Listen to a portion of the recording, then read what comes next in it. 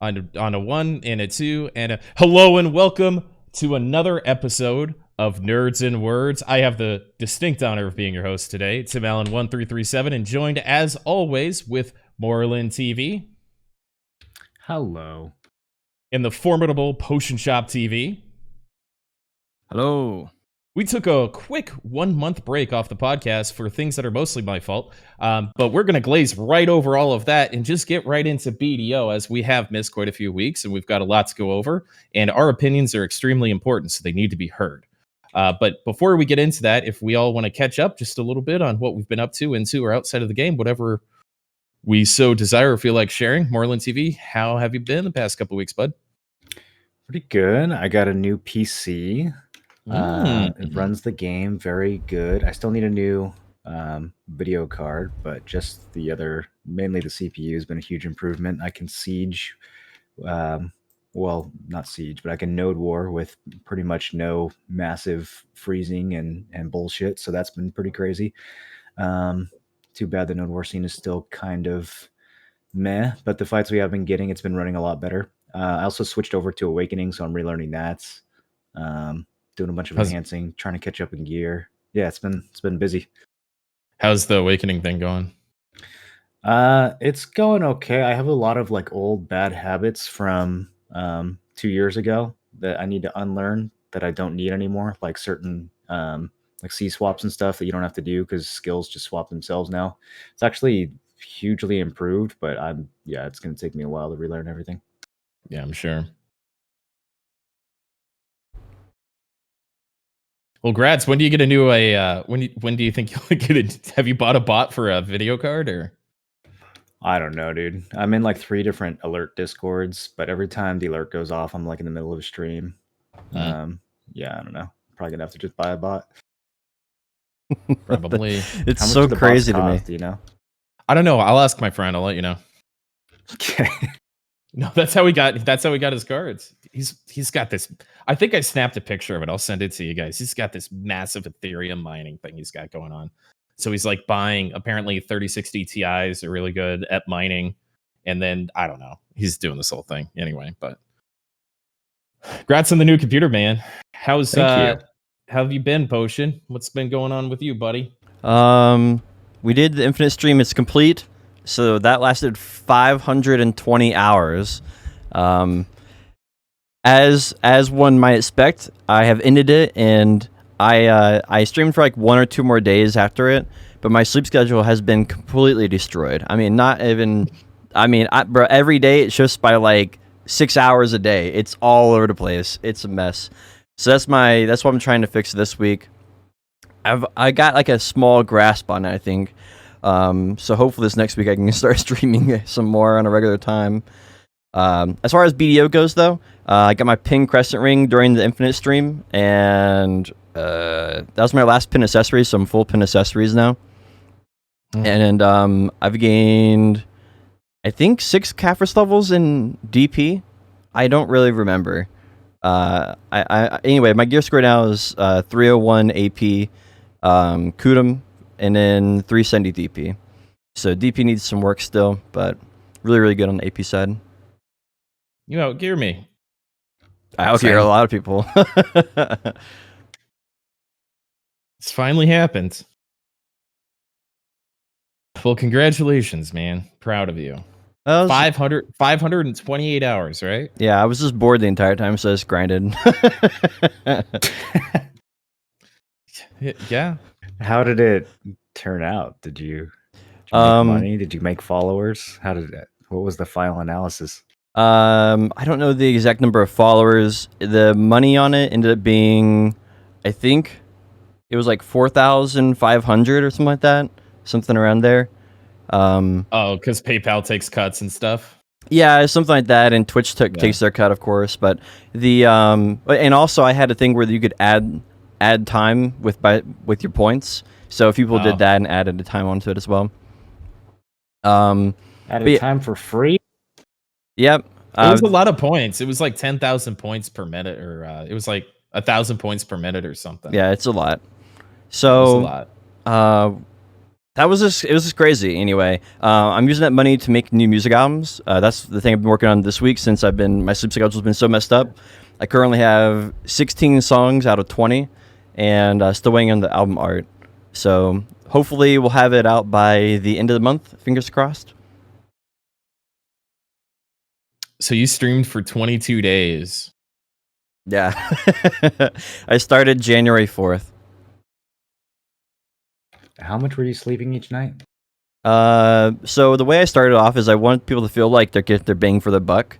So the first night I sleep 4 hours, then I sleep 8 hours, then I sleep 4 hours, then I sleep 8 hours, then I sleep 4 hours. And after the first week, then I go to 8 hours every night. Or I just basically don't set an alarm. I just wake up whenever. That way I can kind of get caught up in the previous week. You naturally wake up after 8 hours without an alarm? Oh yeah, 100%.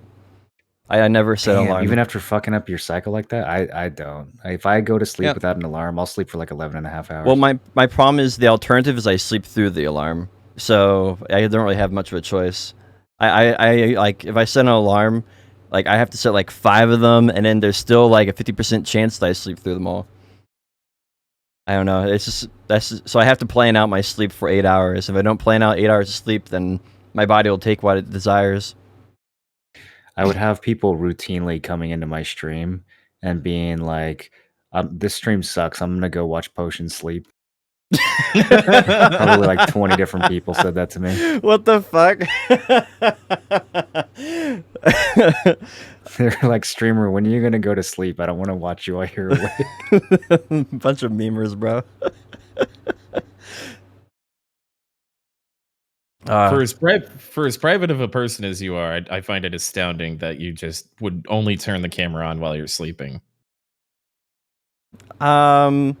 Yeah, I don't know. I draw my line in an interesting way about how I separate private versus public and stuff like that. So I don't know. I think that's just I like basically the things I don't talk about a whole lot would be like my family and stuff like that. That type of stuff. Have you ever not like woken up naked or just like forget that the camera's awake and you've got like some morning wood and you roll out to the bathroom or something? Like you weren't afraid of any of that shit? Like you say a racial slur in your sleep, like Orientals? Or... Well, I don't think I talk in my sleep, but that was definitely like, I was really curious the first time I did it if I talked in my sleep. So I was like, everybody was like, hey, what'd I do? And they're like, oh, you mumbled some words. I don't know. You turned over a couple times. Then somebody's like, you didn't move for like 3 hours, man. I thought you were dead. The next guy's like, oh, I thought it was a photo. He's actually sleeping. So the big thing this time is my room was hot the entire time, so I didn't have good sleep this time for it. So that was the extra layer of suffering. Was it all worth it? As far as the morning wood goes, I actually set up the camera so that is not a possibility. All right, so I took that consideration, Tim. Yeah, Tim, he's a professional. Obviously, yeah. I don't know. When I wake up, I'm not really thinking. I'm just whatever. Okay, all right, good for you. All right. You're a professional. Fair enough. Accepted. I have I took the past week off of BDO, and last week's no podcast thing was my fault because I node ward with this T1 guild that like one of my viewers started. It's like, come more with us for like months. And so I finally go. I'm like, it's Friday, I got nothing to do. Have a couple drinks and do a node war. So I get like half a drink in, and the shot caller like dies or whatever. And I'm like, hey, group up over here. And then wait for the shot caller. And so that happens. And then I do it a couple more times. And then I get a message like, hey, you're flustering the shot caller. Please stop. And I'm like, oh, okay. So then I stop. And then he like DC'd or something. So then I get everybody to the base. You know, it's a group of new people and stuff. And then I was accused of trying to hijack the node war. And so I just G quit and I haven't touched BDO since. It's just like I can't even do a T1 node war with friends. So just something's off here. So I'm just gonna stop for a little bit. Man, it's crazy how you have to make every T1 node war about you, Tim. I just wanted to help people regroup. Yeah, you wanted to help them regroup on your location. Kind of sus. Hmm. Nah, I don't know. Well, I mean, I can get that though. It's like bittersweet, right? And I think like for you in particular, right? You obviously like node words and shot calling stuff. That's like your passion in BDO.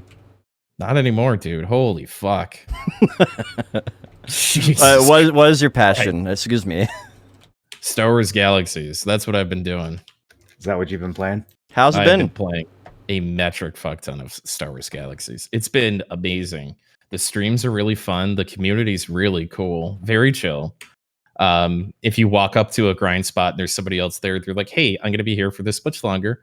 What do you need? What are you doing? Can I help you?" You know, it's like completely different. It's super positive. There's still some trolling and stuff like that, but the grind in the game is absolutely insane.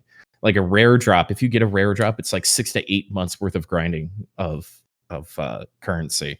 Wow. And so yeah, it's huge. You can either keep it and be a god in PvP, or you can sell it and be one of the richest people on the server. And so I've been having a lot of fun playing it on and off stream. I've been playing a little bit of Apex too, but I realized that everybody who plays Apex now has a TTV in their name, and there is no chill in that game whatsoever. They're all cheating or calling each other slurs and just trying to crawl over each other's corpses to get signed to CLG or something. So I've been having less fun doing that, but the SWG has been a lot of fun. So that's what Crazy how much of these old games are. Like, I've been playing a lot of Asheron's Call off stream, so like it's funny to hear that you're playing so much Star Wars Galaxy still. I did play It's a ton. Hades. I did play Hades finally. That was awesome. I thought about buying that. You should. Yep. It's super, super worth it. It makes you realize how bad some other games are. I was either going to go like super hard into Hades, the new PoE season, and try to figure that out, or Star Wars Galaxies. But I already kind of have this little foothold in, kind of community and SWG. So I just went back to that and not really looking back. I'm like halfway. I'm almost a Jedi. I say almost halfway. It takes about 4 months to be a Jedi. So I've got probably a little over 2 months left worth of grinding to start my grind as a Jedi. It's insane. So been having a lot of fun with that. But I've been keeping up with BDO. I've been pumping out Kaffir's levels too. I think I'm almost C9 and up on everything. So I'm pretty happy about that. It's a good time for that. Yeah. And then got to try Dead God next. But after last Friday's Node War, I'm just like, I need a fucking break from BDO. I've been like lagging really bad. Have you guys been lagging super bad in game? I feel like the monsters are less responsive. Like I did an RBF and I got knocked out of like my super armor animation was almost done and I got knocked out of it. Like there was just massive amounts of desync where it made it like super unplayable. I don't think the super armor on Solar Flare core skill was actually put into the game. I'm convinced that it's just a placeholder. It's pretty small animation, man. Man, I was like cleanly in the middle of a solar flare. Like, even though it's really fast animation, I was in the middlest of a solar flare that you could be, and I still get knocked out of that shit. I just don't know when the protection is actually on. Right, so I'm having those problems too. Like that's what I'm talking about. Is exactly that. And so the visuals don't match up with what's happening on screen. Like what you get CC'd and it doesn't make any sense, and there's like a lot of problems like that right now. I don't know. I the one thing I noticed a lot recently is when I go to full screen, it takes like almost a solid minute until the monsters to start respawning. Like actually, like I can actually do damage to them and stuff. Yeah, it's like the servers take forever to update or something. I don't know. Yeah, I think they all got their feet kicked up over there. Did the patch note descriptions, you know how like before the transfer, every time there was a patch, there was like a 3-paragraph introduction with a bunch of like RP and like XDs and like, this week we've got some exciting content, blah, blah, blah, blah, blah. Ever since the transfer was announced, every patch note intro is like, this week we added a new feature, see it below. And that's it. They like don't go any no detail, no like RP. It's like, yeah, we're done with this. Well, I mean, those come from Korea, so I think that RP element is. I think Korea, like Pearl Bliss, wants to make Kakao games look worse. Those don't come from. You think the RP at the top comes from Korea? Oh yeah, because they even do it on Global Lab. They even do it on Global Lab. They're like, Richter used to come up with that shit. Do you remember Loyal Hose? You think Loyal Hose came from Korea? No, okay. I will give credit. There is some things that Kakao Games does for sure. Yeah, Richter used to tell me about how sweaty the days right before patch were, trying to get all the translation done and the last second things going through and all that shit. So yeah, I do think that it has been tapering down though. You really think it's Kakao Games initiating that though? I figured it'd be Pearl Bliss. It's in Pearl Bliss's best interest for them to look bad right now. I don't think so. Well, dude. because why would be benefit to Kakao Games, right? They have a new MMO coming out later this year, and they don't want to have a bad taste in everybody's mouth. I don't think they're trying to sabotage them, dude. I don't think it's like that sweaty. Oh, I think I don't know. I don't think they like each other at all. If they were going to sabotage them, I don't think they'd do it in the form of like slightly less enthusiastic patch note intros. It's like the most massive sabotage I've ever heard of. I think the truth lies somewhere in between those two opinions. Probably. It's probably somewhere between. They probably try to do what they can, but they can't get away with much because, obviously legal stuff. Yeah, sabotaging companies that you're currently in contract with is probably against some sort of law. Antitrust or something, probably. Potion, you want to walk us through some patch notes? Let's get started. We've missed a lot of updates last couple weeks, so I want to cover it all. We're starting with the Black Star Awakening weapon is out now. We missed that. What do you guys think about it? Kind of underwhelming. I don't know. It's interesting for Succession. I think it's a very interesting update for Succession. Yeah, I rushed a Tet for Succession, but now that I'm switched over to Awakening, I kind of just want to sell my Tet Black Star while they're capped out, because there's not even much demand for them on NA. They already maxed out in price, or like not maxed out, but they're as high as they're going to go, it looks like. Mm-hmm. So I think I'm just going to sell my Tet Black Star and go back to use my Pendandy, Kafris it up, and just use that instead. It'll be a PvP upgrade, and it'll be like the same effectiveness in PvE. It'll just cost me a little bit more, but I think it's going to be worth it if I'm actually going to play Awakening. So yeah, I don't even think I'm going to be holding on to my Black Star Awakening weapon. I don't think I'll go back to it until I'm ready to go for Pen. That's kind of my thought process. Like, I'm kind of thinking like new players go for it maybe, or Succession players go for it. But for veteran players, I feel like you don't go for it unless you go for Pen. That's kind of my feeling on it. What do you think? It's super worth 14 bill for a newer account, especially if you're playing Succession. It's very ironic that the new top of the line orange Awakening weapon is only best in slot for Succession. Like, there's something wrong with that. I just feel like it needs to be looked at. Yeah, I think one thing I'd like to see for weapons, at least, this is a little bit of a side tangent, but I think a solution for that might be accuracy. Take half the accuracy off Zarka and add it to your Awakening weapon. And I think that would at least increase the value of it across the board. Well, or they could restat Kafris levels so that some of the like accuracy and stuff that you get from Kafrising is baked into the weapon's base stats instead. I don't know. The whole way they did the Kafris levels, it just makes Black Star kind of bad in a lot of ways. The same is true for armor. Mm-hmm. Yeah, I think if they were going to come out with an Awakening weapon, it should have been, I don't know, because weapons are different than, I don't know. I think they could have given it like 6 to 8 more monster damage, and that would have been totally fine.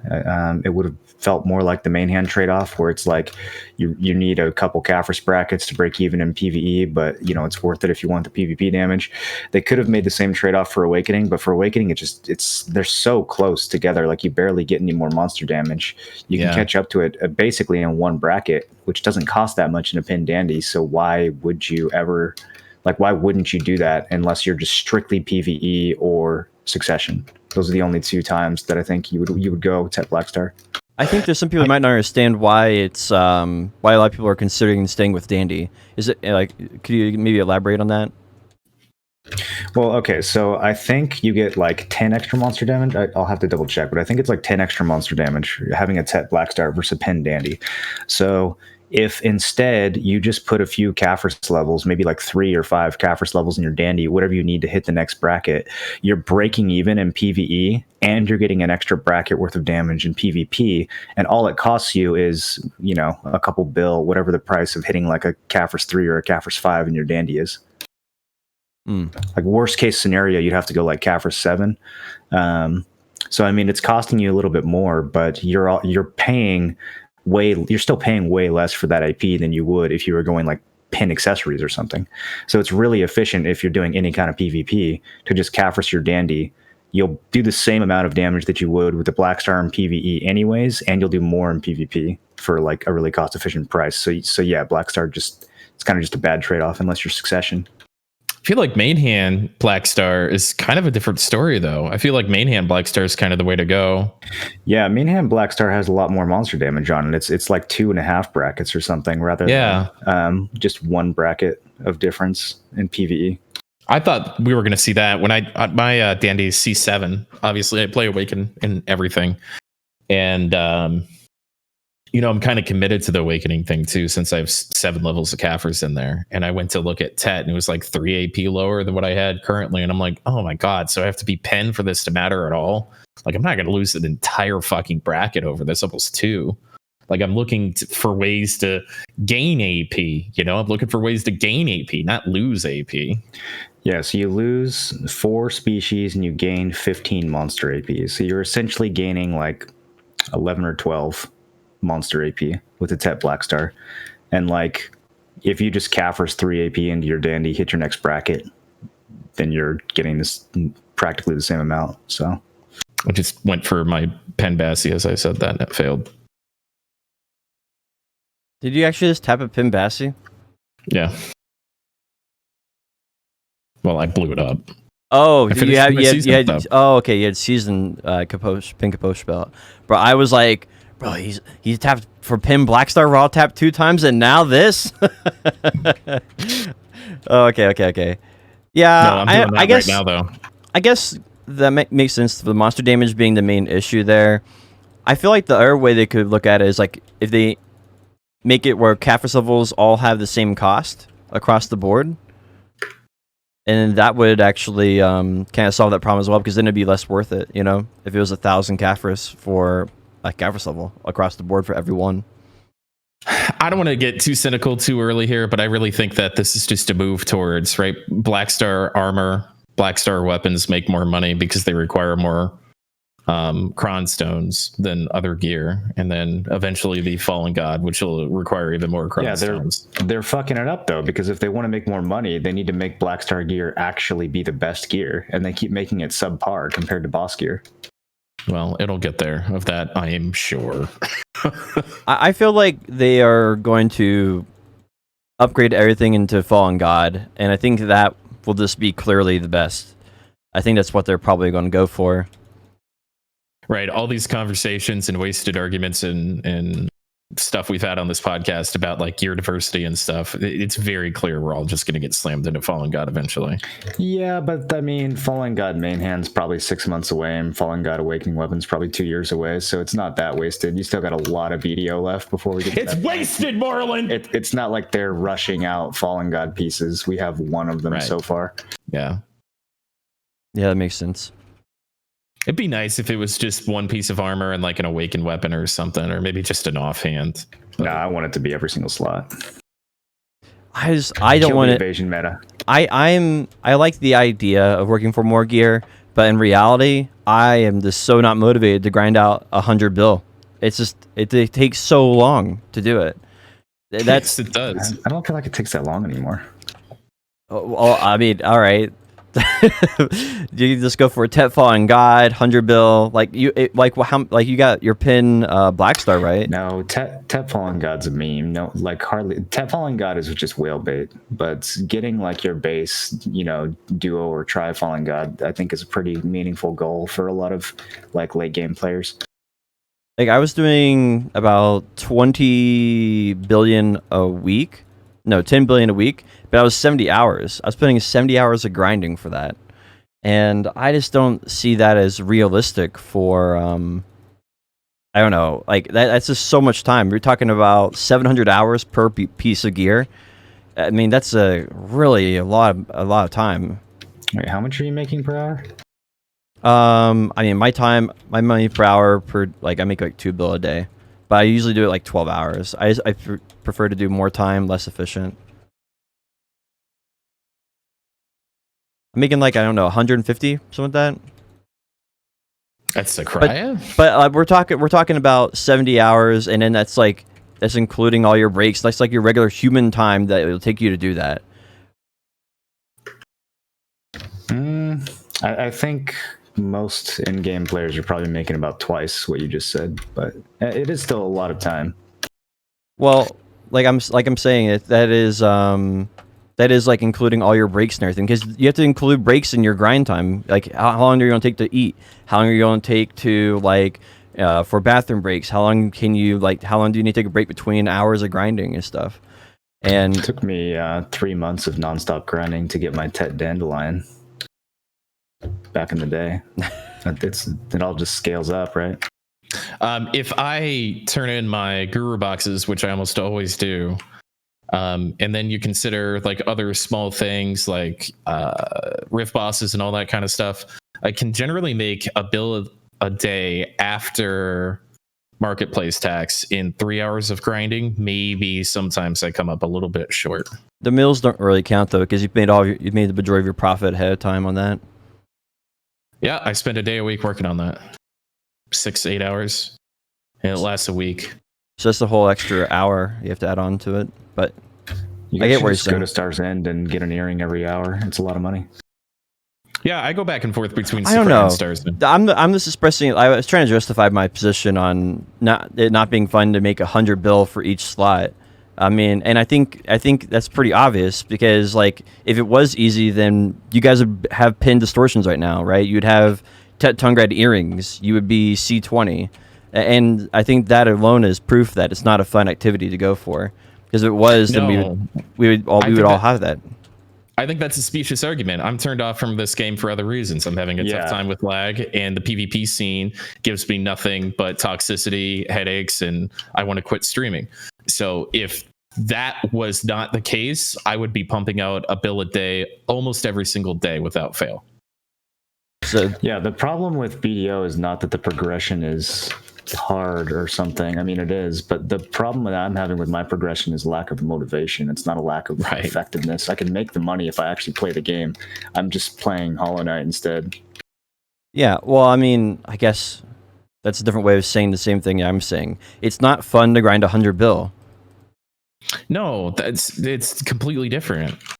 It's fine grinding 100 bill, because if I'm invested in something in this game, right? If I'm leading a siege guild and I want to be a top fragger, if I'm, have a PvP minded stream that, worries about, it lives on RBF or something like that, or they come up with some different version of PvP that's actually interesting instead of trying to force it to be interesting, then I'm motivated to grind. It's not the grinding that is or isn't fun, it's the ends to another mean. So it's not, by itself, if you sit there and grind, I don't know how fun is killing the same mobs every 90 seconds over and over again. I mean, that's kind of like a you thing, right? I can't tell you what that is, but it sounds like Moreland and I, we do it to achieve something. And when we don't feel like there's something to work for, there's no reason to do it.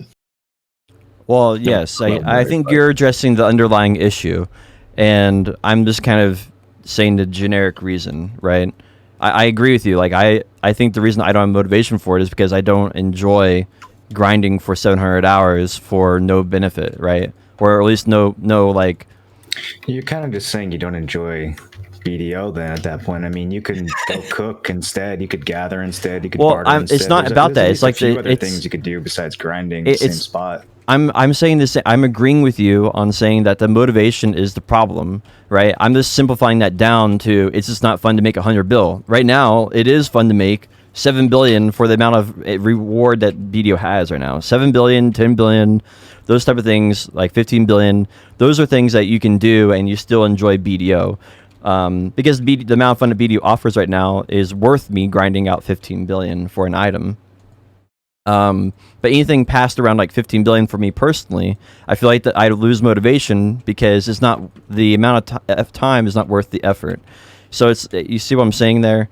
BDO, and then to fix that, BDO needs to be more fun, right? I'm just trying to simplify that down to something that's easy to say.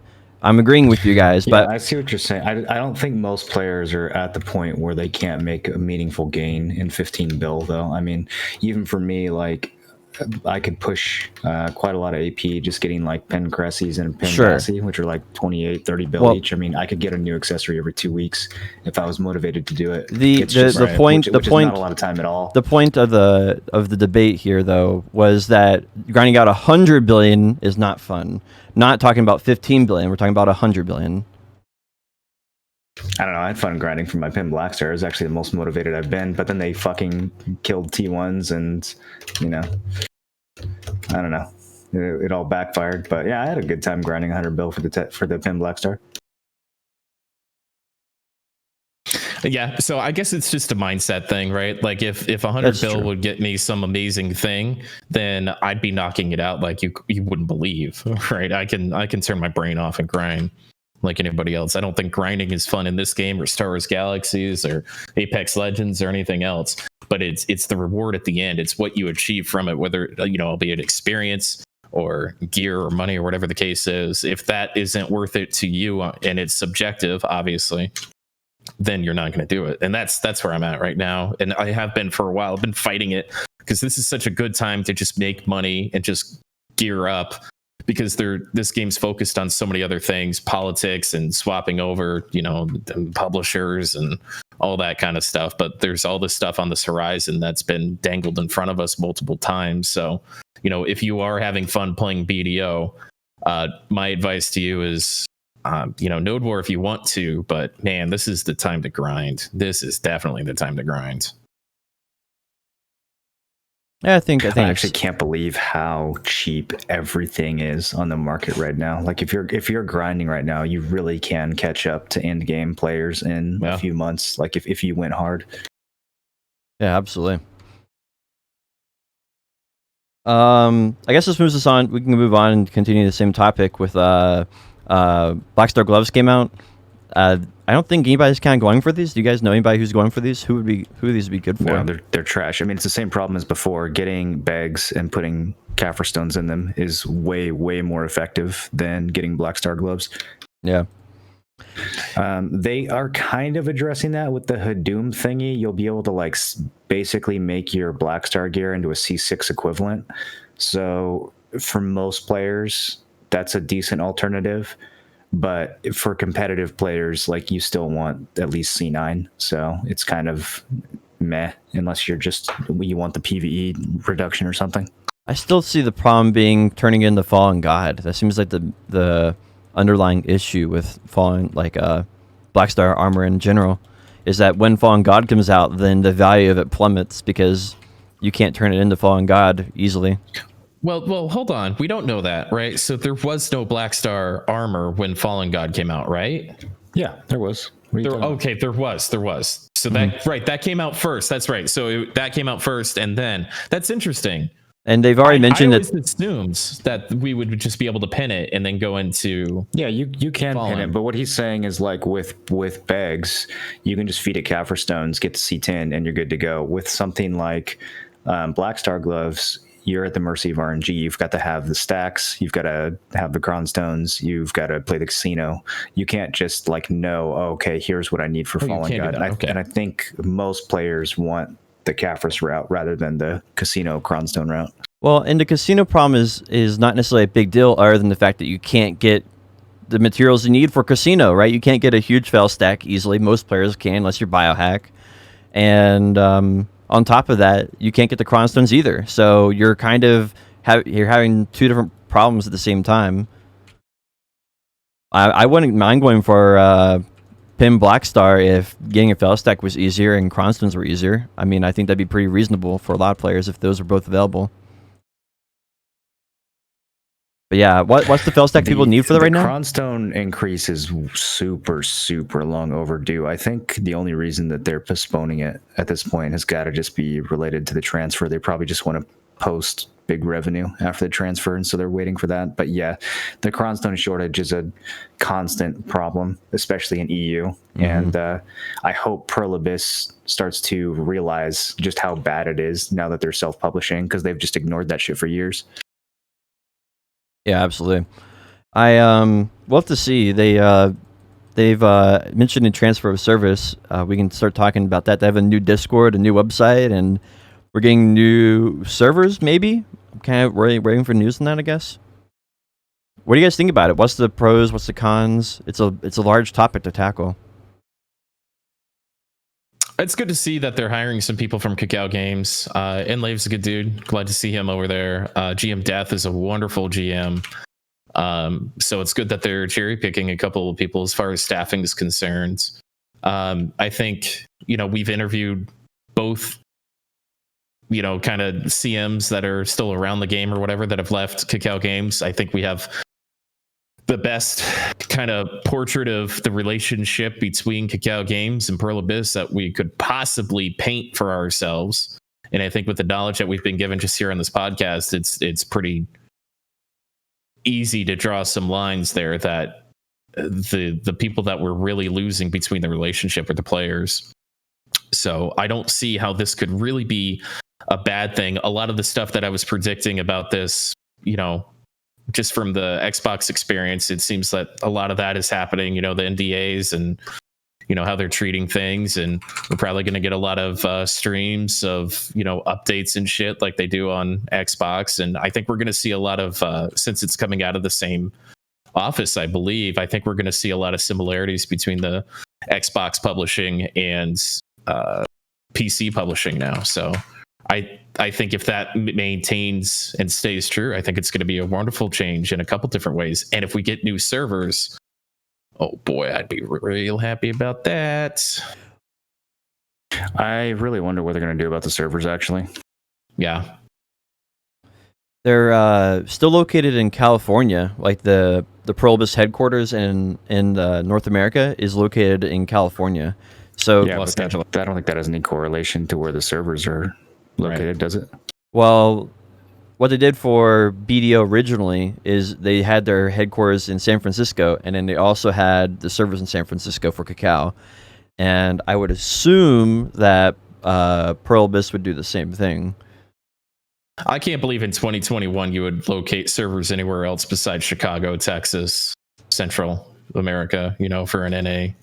Yeah, it's the scenario. It's really outdated tactics on multiple fronts, right? Because one, you're getting a really, really high tax rate in California for the employees you're hiring, and then two, your servers aren't in a good location. So I just don't know. I feel like I could give a fuck about the first one, right? But I think League of Legends has been in Chicago since day one, right? Everybody's basically got 50 ping except for the million people that live in Illinois or whatever, and God bless them. They moved them like season 4 or something like that, but it's been that way for, I don't know, a very, very long time. And they moved them for the reasons that you stated, right? Being in a central location in Chicago, right? They moved them there because it was a good location. Who's going to get a bad connection to Chicago, right? Moreland's going to get 60 ping. I'm going to get 50 ping. You're probably going to get 40. Potion, it's going to be, everybody's like right there in that competitive, and I think that's the most important thing, except for a couple people in the Midwest that get 20. Good for them. Yeah, exactly. That's what I would like to see out of all of this. But more communication. I think we've beaten this horse pretty heavily on this podcast. It's just more communication and consistency, and maybe a touch of transparency when it's something major happens. Maybe some quicker responses to major problems in the game. There's a lot that the relationship between Pearl Abyss and Kakao has really damaged this game in a major way.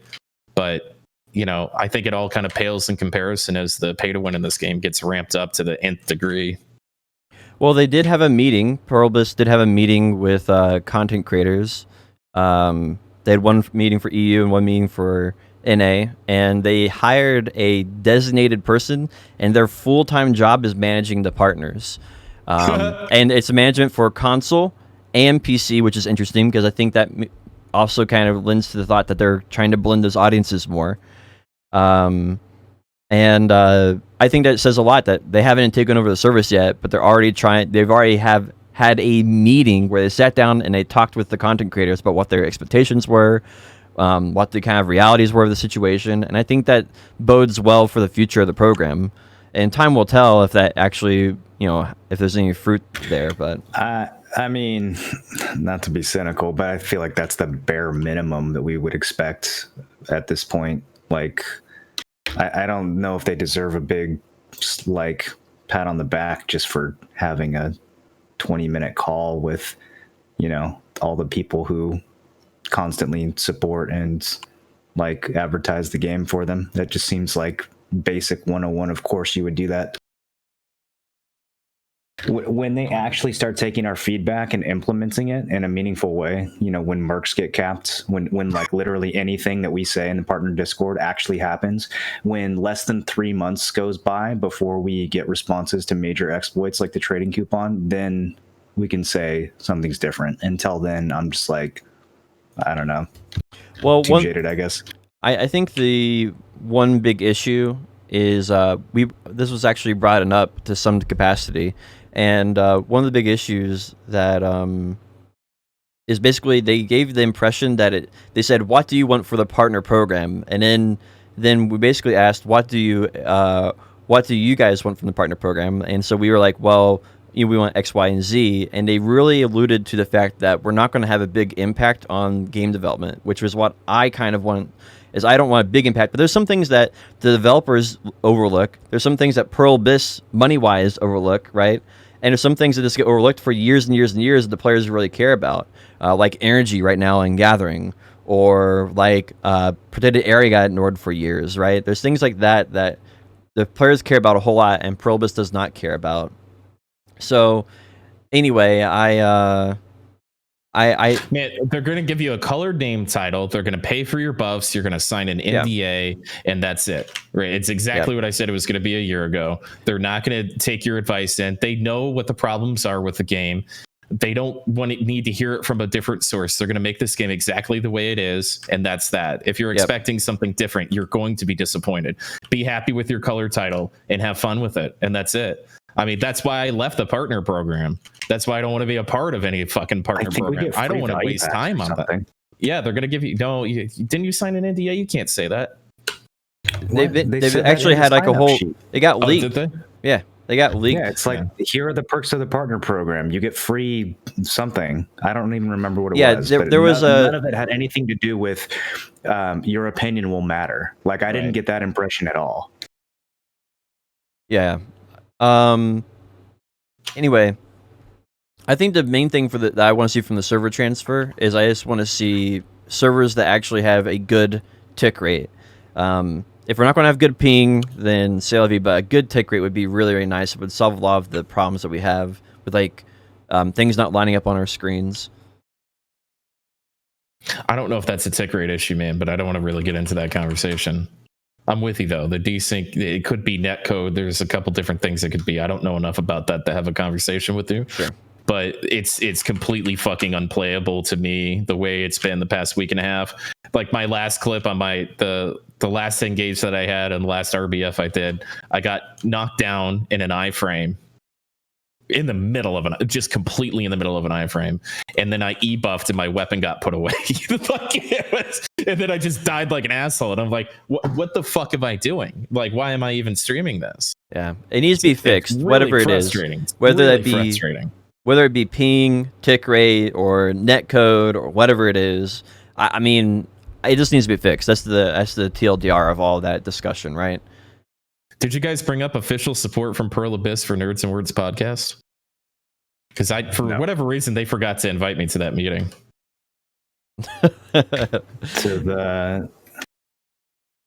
the partner meeting? Yeah. Isn't it just anyone who applied? Yeah, if you applied, then they let you in. Oh, they didn't like DM me and say, "Oh, please come to the meeting." Shit, I should have applied then.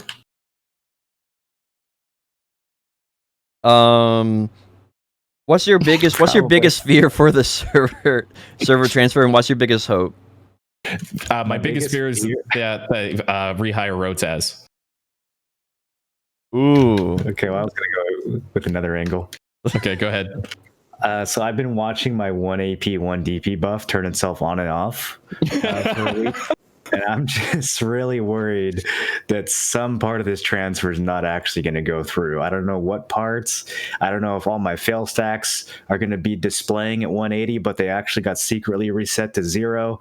I don't know, dude. Something's going to break, and it's going to be something invisible that we can't see, and we're going to be reeling from the effects of it for years, and we're never going to be able to figure out why. That's my biggest fear.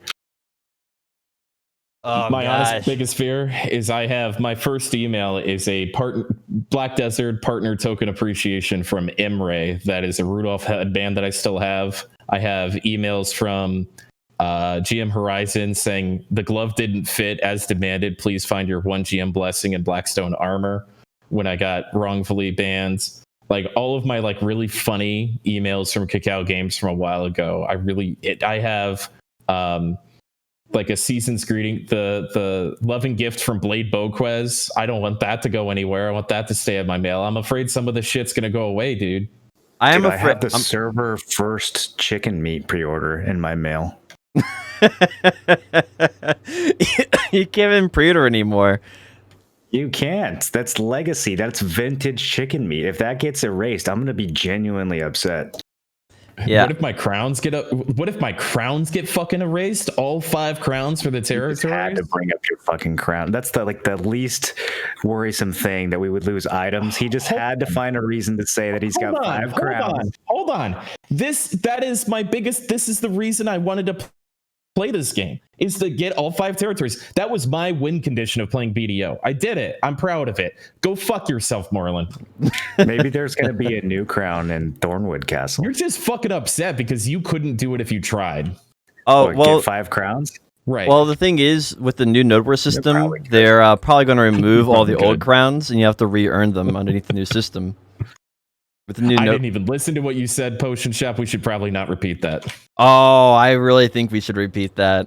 Yeah, you want to do that? Oh, yeah. So the new Node Wars system, they're getting rid of Node Wars entirely, and I think there's a chance they remove all legacy items. Did I not introduce our special guest this week, which is the eggshells I'm going to be walking on in this podcast? Please don't make me fucking stomp on them, kid. Thank you. Let's move on. All right, that's fair. What's your biggest hope for it? The biggest hope for server transfer? How long do I have to answer this? Hope? I mean, you guess you can answer, I have no hope. I don't know. Better servers. Hope. Are we gonna have to define that for you? I remember what it was like to have hope.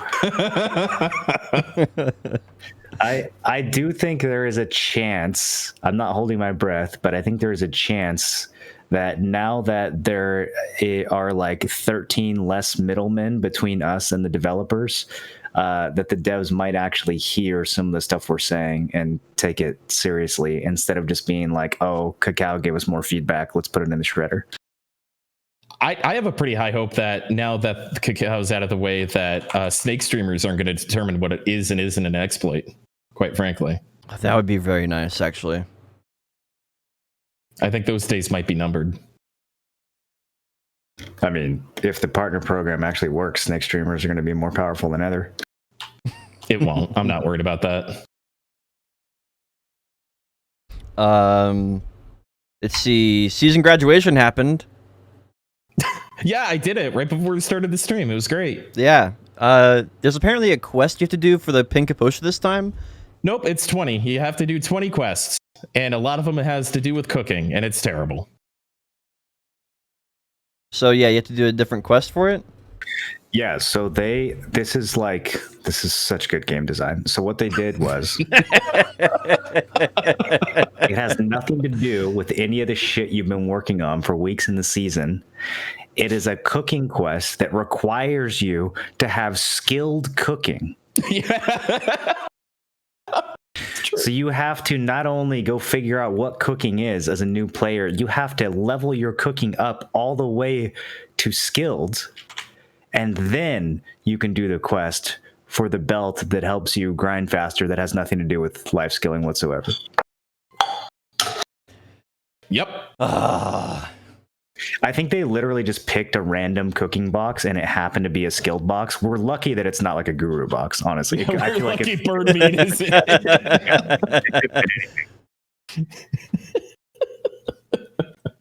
Oh, fuck this game. I'm sorry. I love BDO. No, I did it. It took like 30, 45 minutes, but I also have a Guru 37 cooker that lives in a house that has a cooking utensil.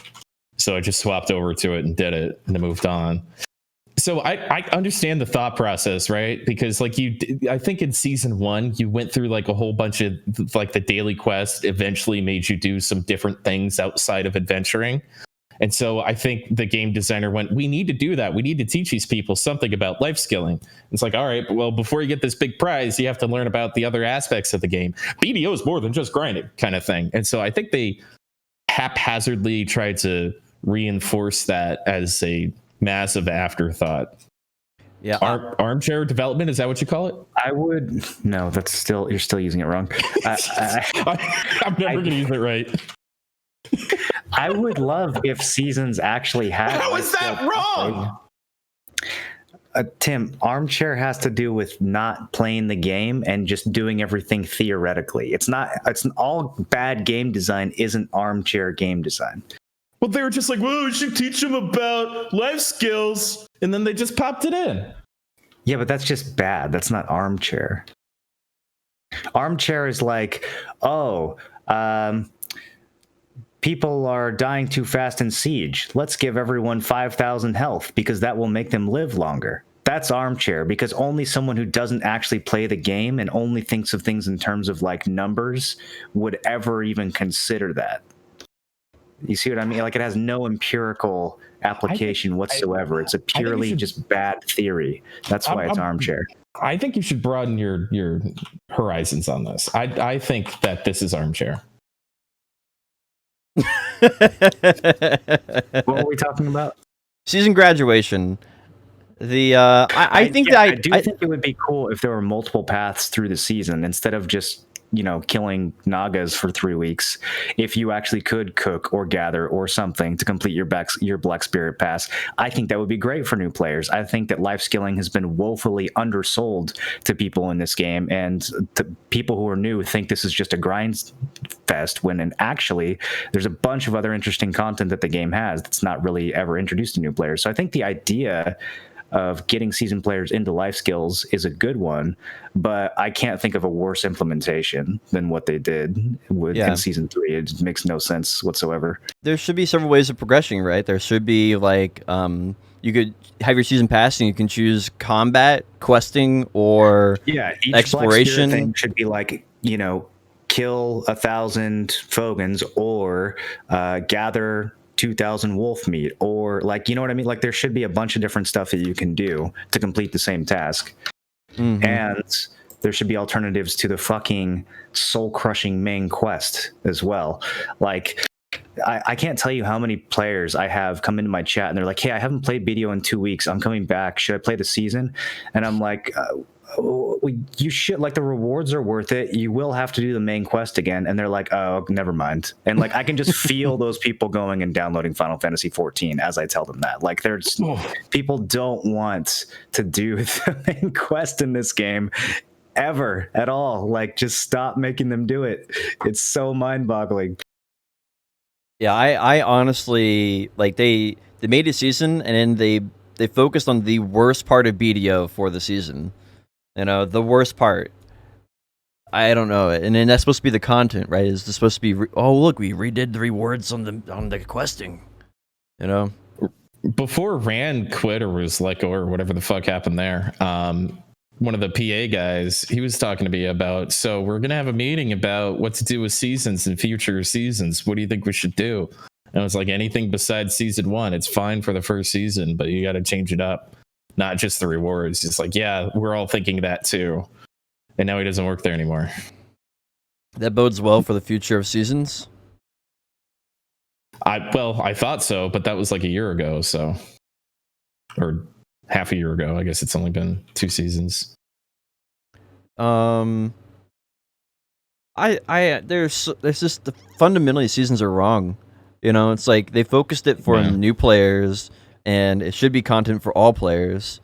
And you're on like specialized servers, and they have all of it, and they have season. It's just there's so many different problems with it, both with how it's structured and how it's organized and everything. I think the idea of the word seasons should have some form in BDO. It's a really good way to get people back into the game and get excited, but the current way pushes people away from BDO over time instead of drawing them into BDO over time, and it has the opposite effect of what Seasons in Path of Exile does. Well, or even like Last Oasis, how much fun did the three of us have going to a clean wipe of Last Oasis? Why is this not anything besides an actual clean wipe of a Calpheon area that moves to Medaya after a month and moves to Valencia after a month, and you have that whole thing, and it's like this whole little separate world. They put so much development time and items and specialty items into the season thing. I can't fucking figure out why they wouldn't do it. If it was accelerated, even if it was a week of Calpheon, a week of Medaya, a week of Valencia, and the whole thing still ended in 2.5, 3 months, even that would be really fucking fun to go through. Like, it doesn't have to stretch out for too long. But I mean, yeah, like everyone who's played the game before just takes Cronstones from their main character, slams all their gear to pin on the first day. There's no progression. Nothing's exciting. There's nothing's a race. Like, yeah, it's completely new player content.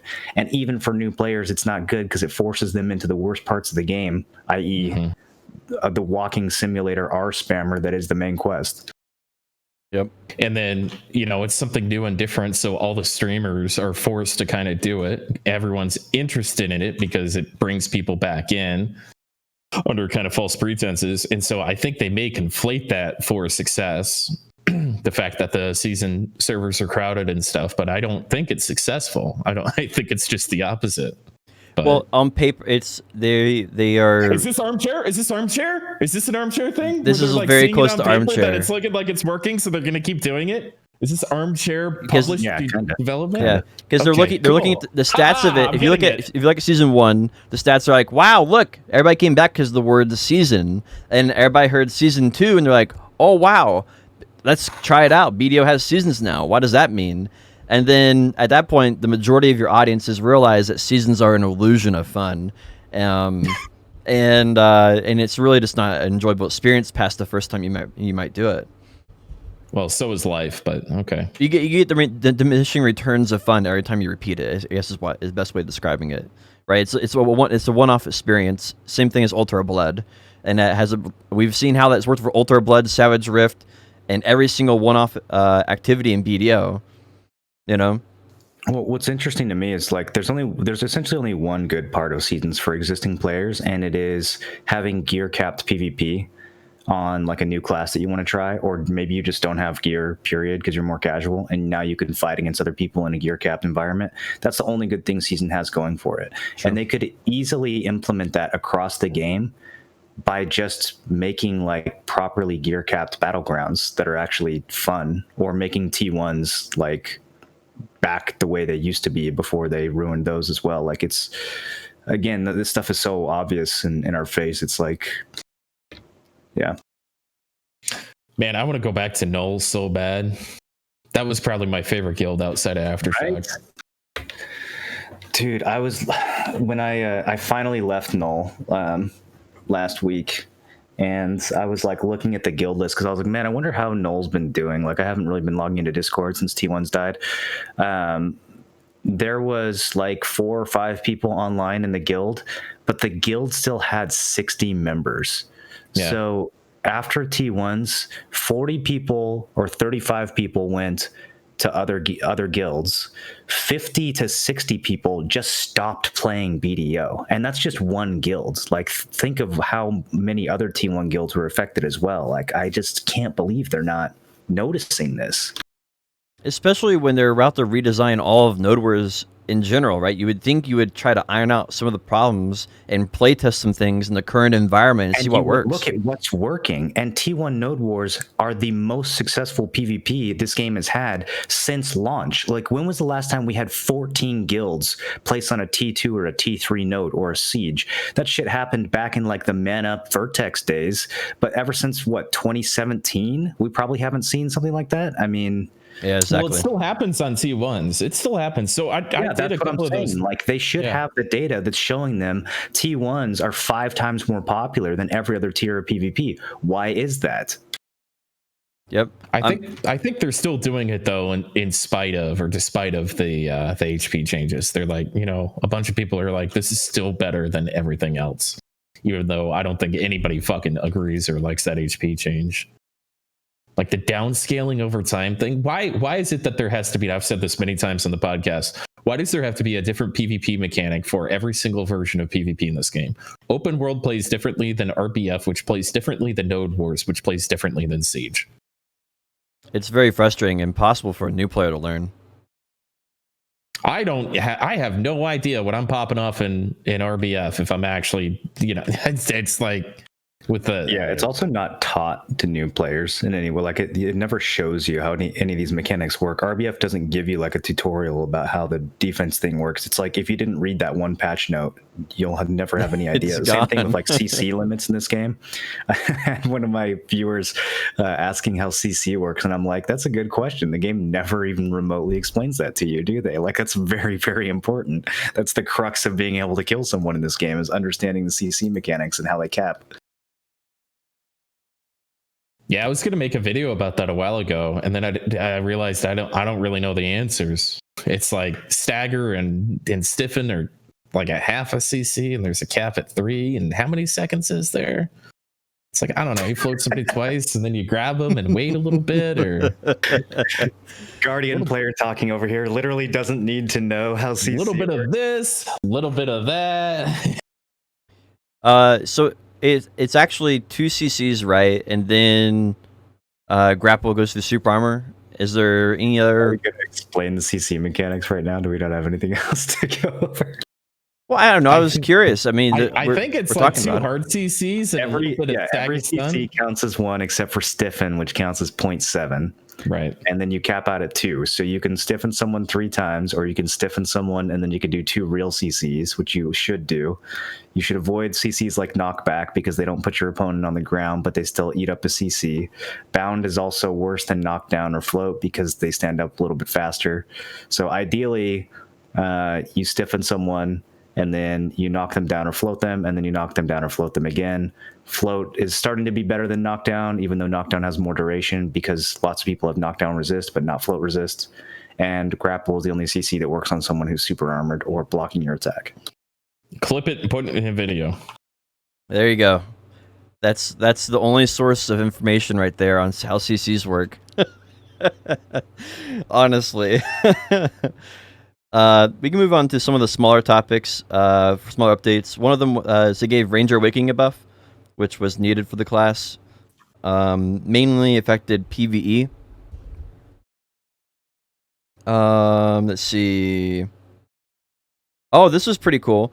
Someone's now scale with the player's AP. I think this is definitely a step in the right direction. What do you guys think about that? Where really? Yep, they scale with your AP up to 100. That's a nonsense change. That's a gibberish change. That doesn't do what you think it does. Yeah. They basically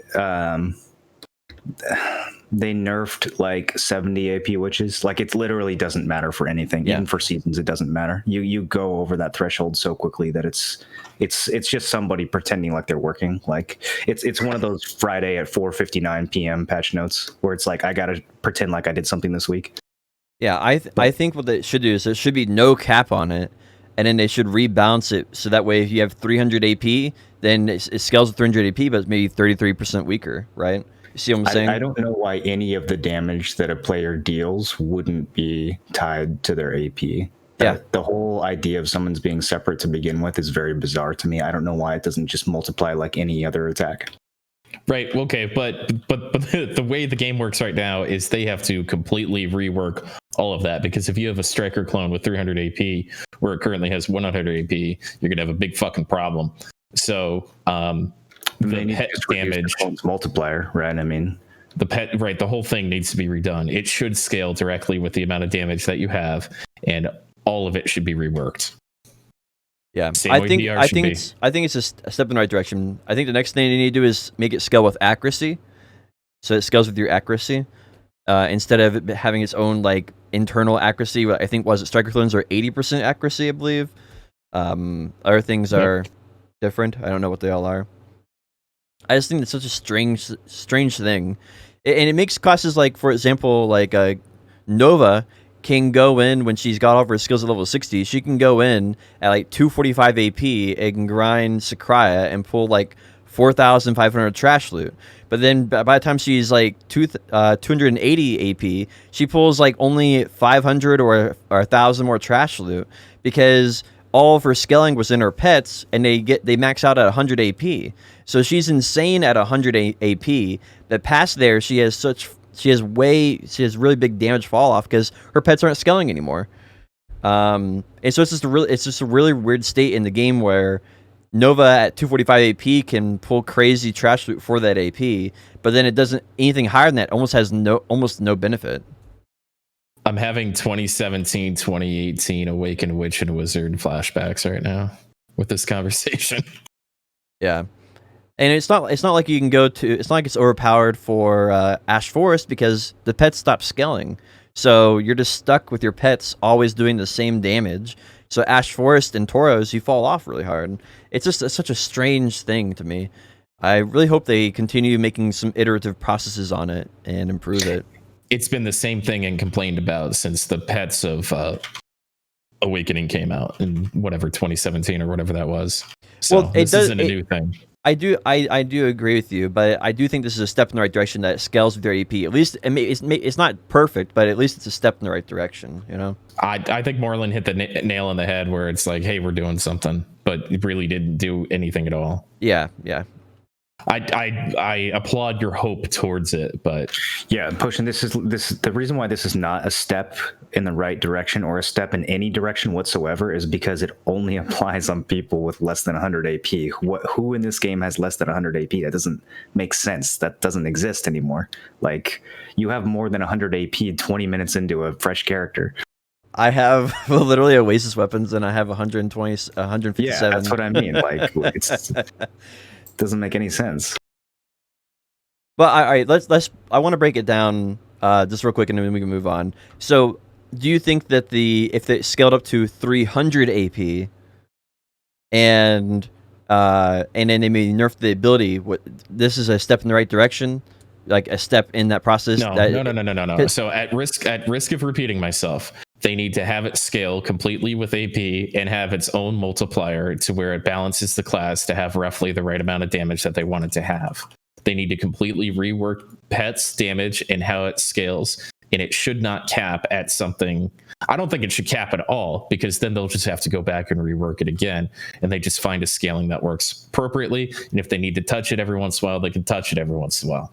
But they just need to uncap it, but then they're going to have to go back and redo the ratios and stuff, and understand that there's AP bonuses that go into all that too, and really get out of their armchair. Absolutely. All right. I don't want to continue arguing with you about it. Are you sure? Because I'll put you down. The Old Moon Grand Prix. It's Prix. Grand Prix, please stop. I had so many people correct me on that I wanted to see what you guys would say. I wasn't going to correct anything. Yeah, it's a French. I don't understand why I have to pronounce it in the French way when I'm American. I don't get it. Anyway, they added the Old Moon Grand Prix. They've added, I think since it came out, 2 new racing tracks for it. I was kind of surprised by this. It definitely needs still a lot more work. But it's definitely done one. It's a huge step in the right direction. No, I'm not into that kind of thing. What do you guys think about it? What do you guys think?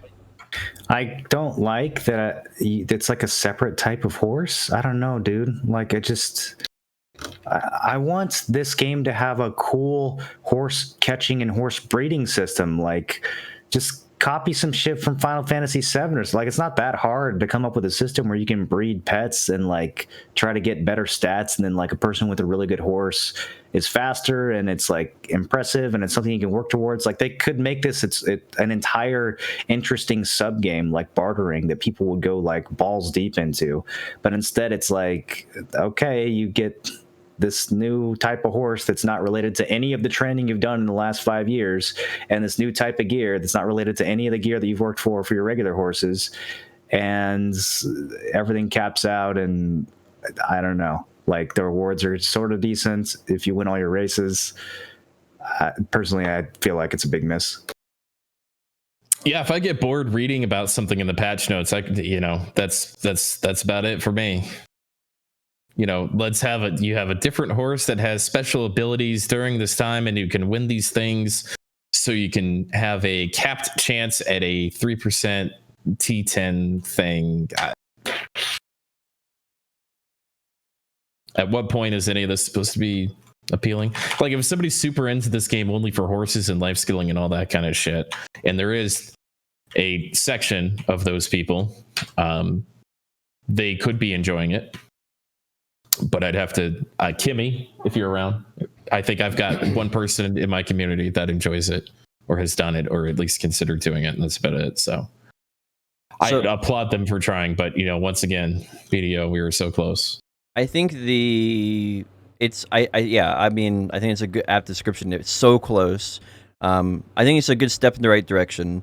I think the main problem is that they're aware that the amount of work it requires to get a dream horse is in extreme for new players, which is their fear. And so they're designing a new activity. They consider new players, but new players would never even realize there is a horse racing in the game.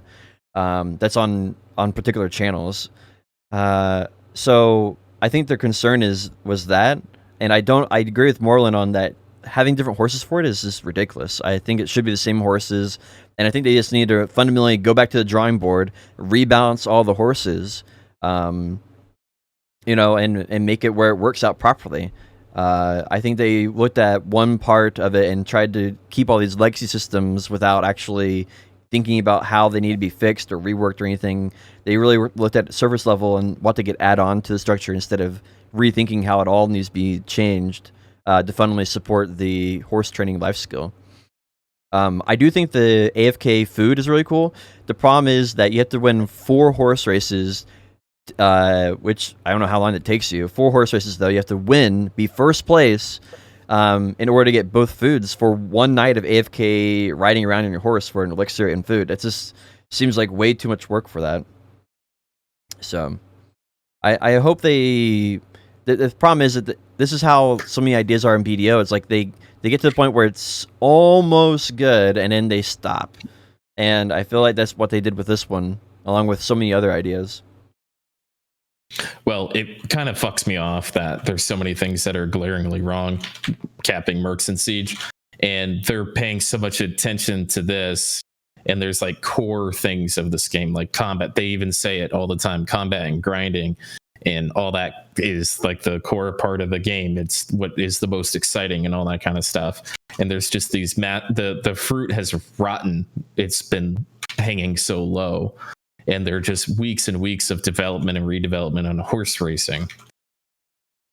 Yeah, I mean, I think the core, like I would say, the core issue with this is that they have 3 irons in the fire. Horse racing, Node Wars, whatever else they came out with recently, and the only one they're doing, all 3 of them are getting a third of the way done. They're just not. Yeah, I don't think it's too many irons in the fire. I think it's just, I think it's just bad, dude. Like, once upon a time, this game had 20 irons in the fire, and it was fine. Like, there was a time when training horses was interesting and meaningful. where players had to figure out the way that horse breeding worked, and the fact that like pure white and pure black horses had better stats, and so you wanted to breed horses that had more black or more white in them together so that you could have a higher chance of getting a pure breed.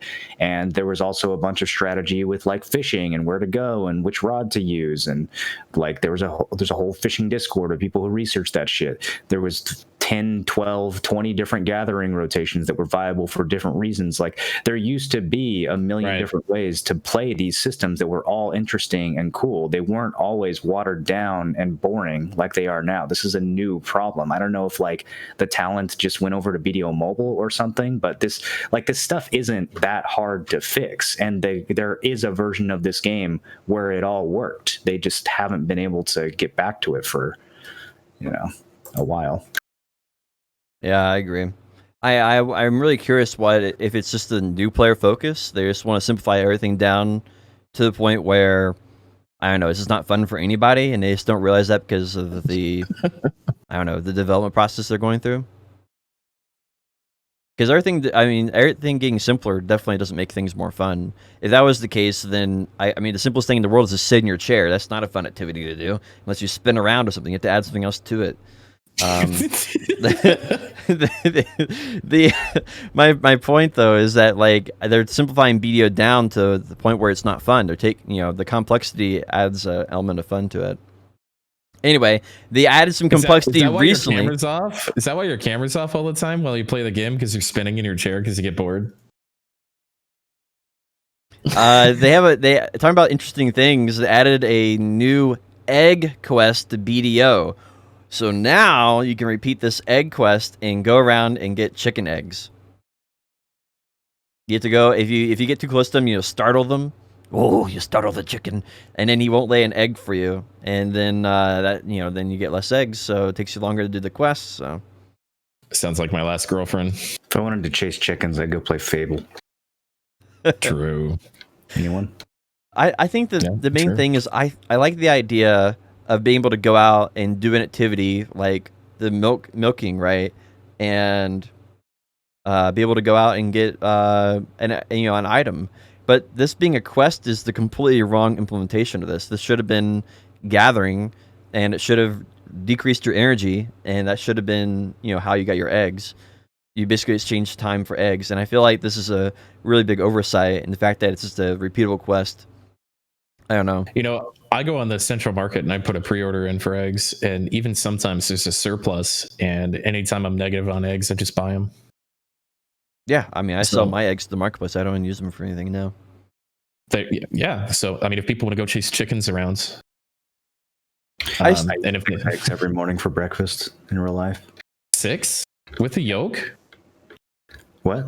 With the yolk? The whole ass egg. Minus the shell. Sometimes I don't eat the shell. They give that a little crunch, I hear. I don't know. I feel like this is another one of those ideas where it's like so close. It's so close to something that could have been cool for the game. And and like you said, you can buy eggs off the marketplace, but I think there should be an alternative to that, if people just want to self-produce everything.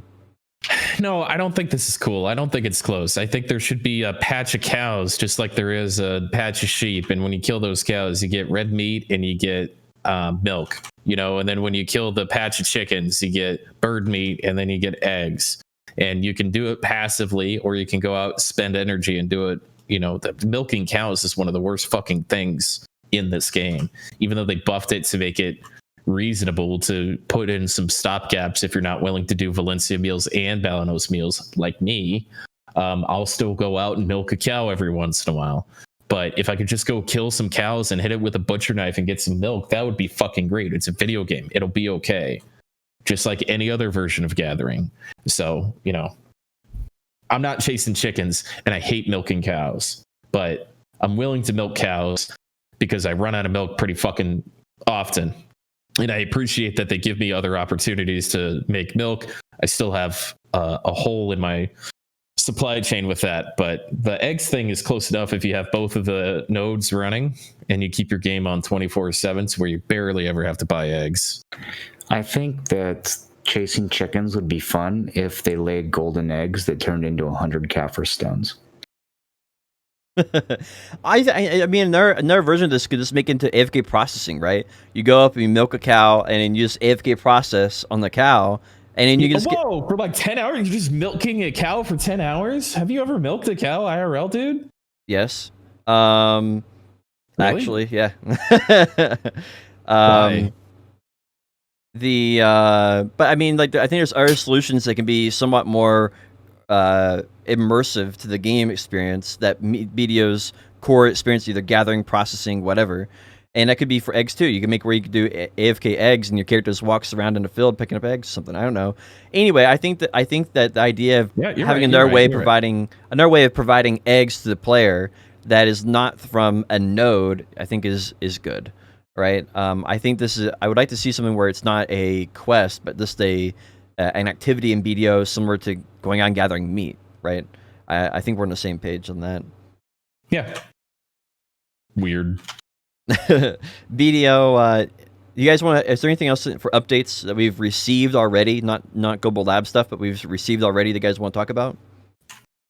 Dude, I'm trying to think. There's a lot of shit in the past few weeks. Not this week, but a couple weeks before that. Yeah, there was. We got we can mention some of the events here. We got 50% drop rate. We got the fluttering snowflakes again. Cozy warm fires.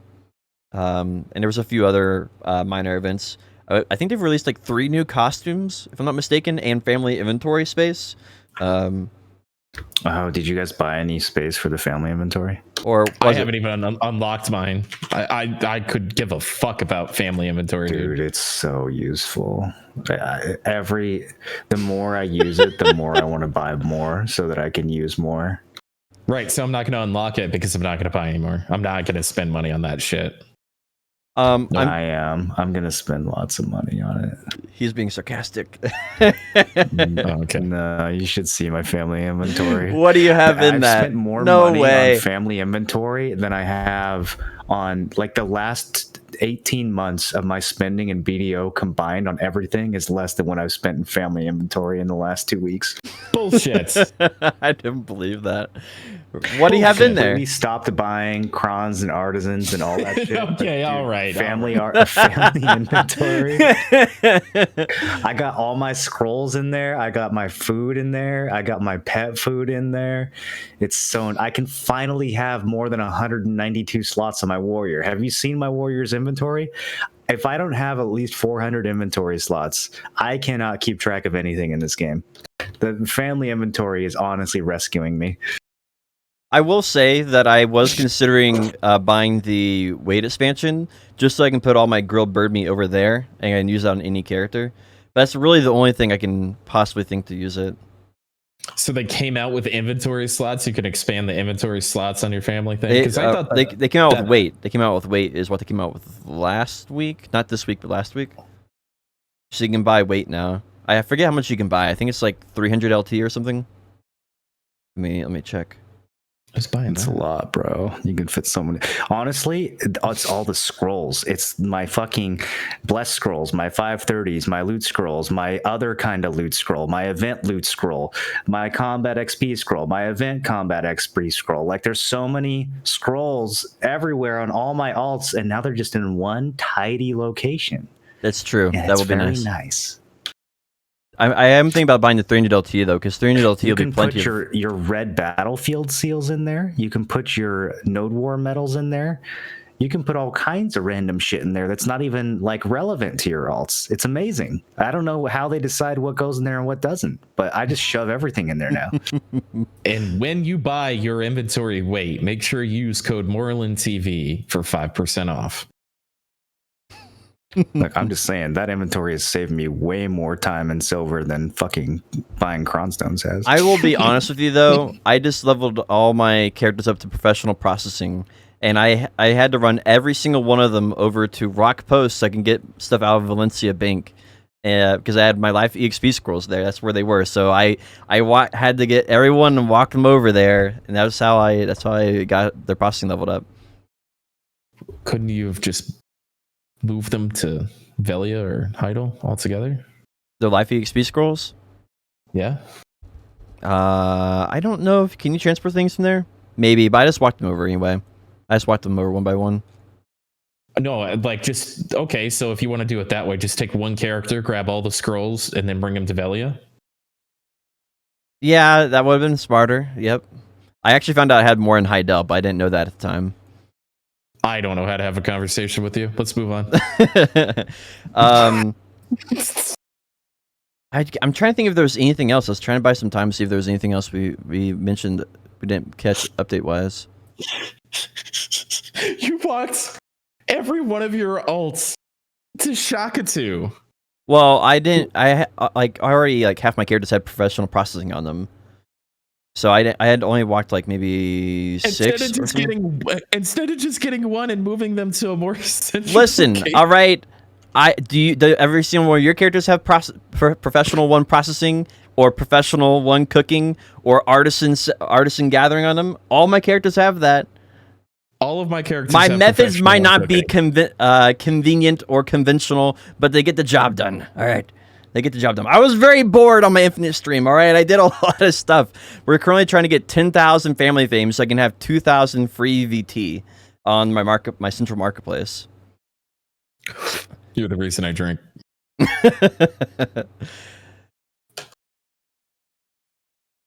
All right, let's go to Global Labs. Global Labs has a lot of things that are on the way eventually. So they have some crazy stuff on here though. So there's an update coming. It's called Elvia's Realm. It used to be called Hadoom's Realm. Why'd they rename it? What's the lore behind Elvia?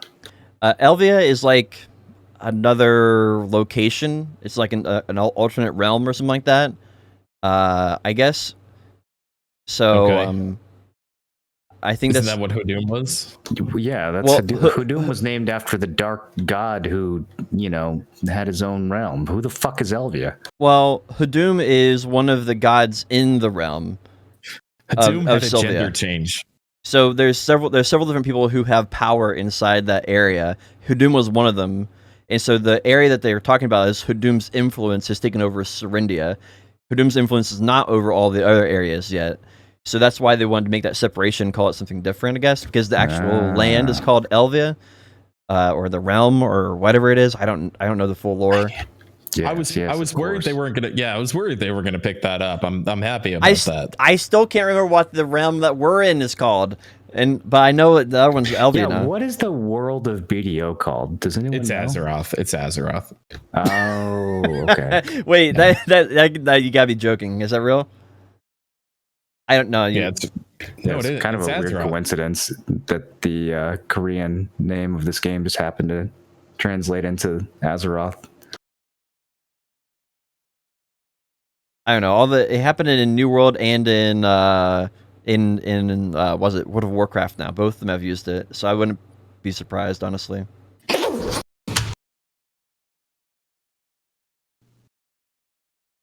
I have no idea when you guys are being serious or not. My sarcasm detector is just not there, bro. Did I really already convince you that New World's planet was called Azeroth too? No, they use Azoth as their power source. Yeah, which kind of sounds like Azeroth because it starts with Az and ends in Oth. They just drop well, the thing is, it's a real material that's on Earth. It's a real material that you can actually get on Earth. It's not on Earth. It's on Azeroth. And the developers are basically taking this idea and then turning it into other creative elements. That's why you have the same. That's why you have a similar name for it in World of Warcraft and in New World and BDO. You talking about Azurite? Yes, and that's what they're using that same name, and that's the material. Ah, I see. Okay. Yeah. Where is it in BDO? Oh, right, the territory. Yeah. Yeah. So I don't know. Anyway, Global Lab. They originally added 3 necklaces, but they removed one of them. And they turned. So anyway, now there's 2 necklaces, and then there's the third necklace got removed, and the item they replaced it with was an item that adds 150 HP to all the good necklaces in BDO. I think there's a few of the greens and blues that doesn't add to. But all the ones that are relevant in BDO, you can add 150 HP to. Which is really cool. There's 7 grind spots total that have been updated. I can't remember everything. There's like all the grind spots are 260, 270, or 280. There's a 3-man grind spot that's Castle Ruins. There's a 2-man grind spot which is Altar Imps, and then I think all the other ones are solo grind spots. I'd have to go back and check. They each have their own unique mechanic, and the 2 necklaces. One is at pin is 31 AP, I believe, and 52 accuracy. So compared to Deboreka, it is a bad AP to accuracy conversion, but compared to Ogre Ring, it's a decent AP to accuracy conversion. So it's gonna be curious to see what the community decides to do. I think long term it's a bad item, but short term maybe it's a good item. It's hard to say. I think it's pretty good long term. Like the only people it's bad for are people with pin.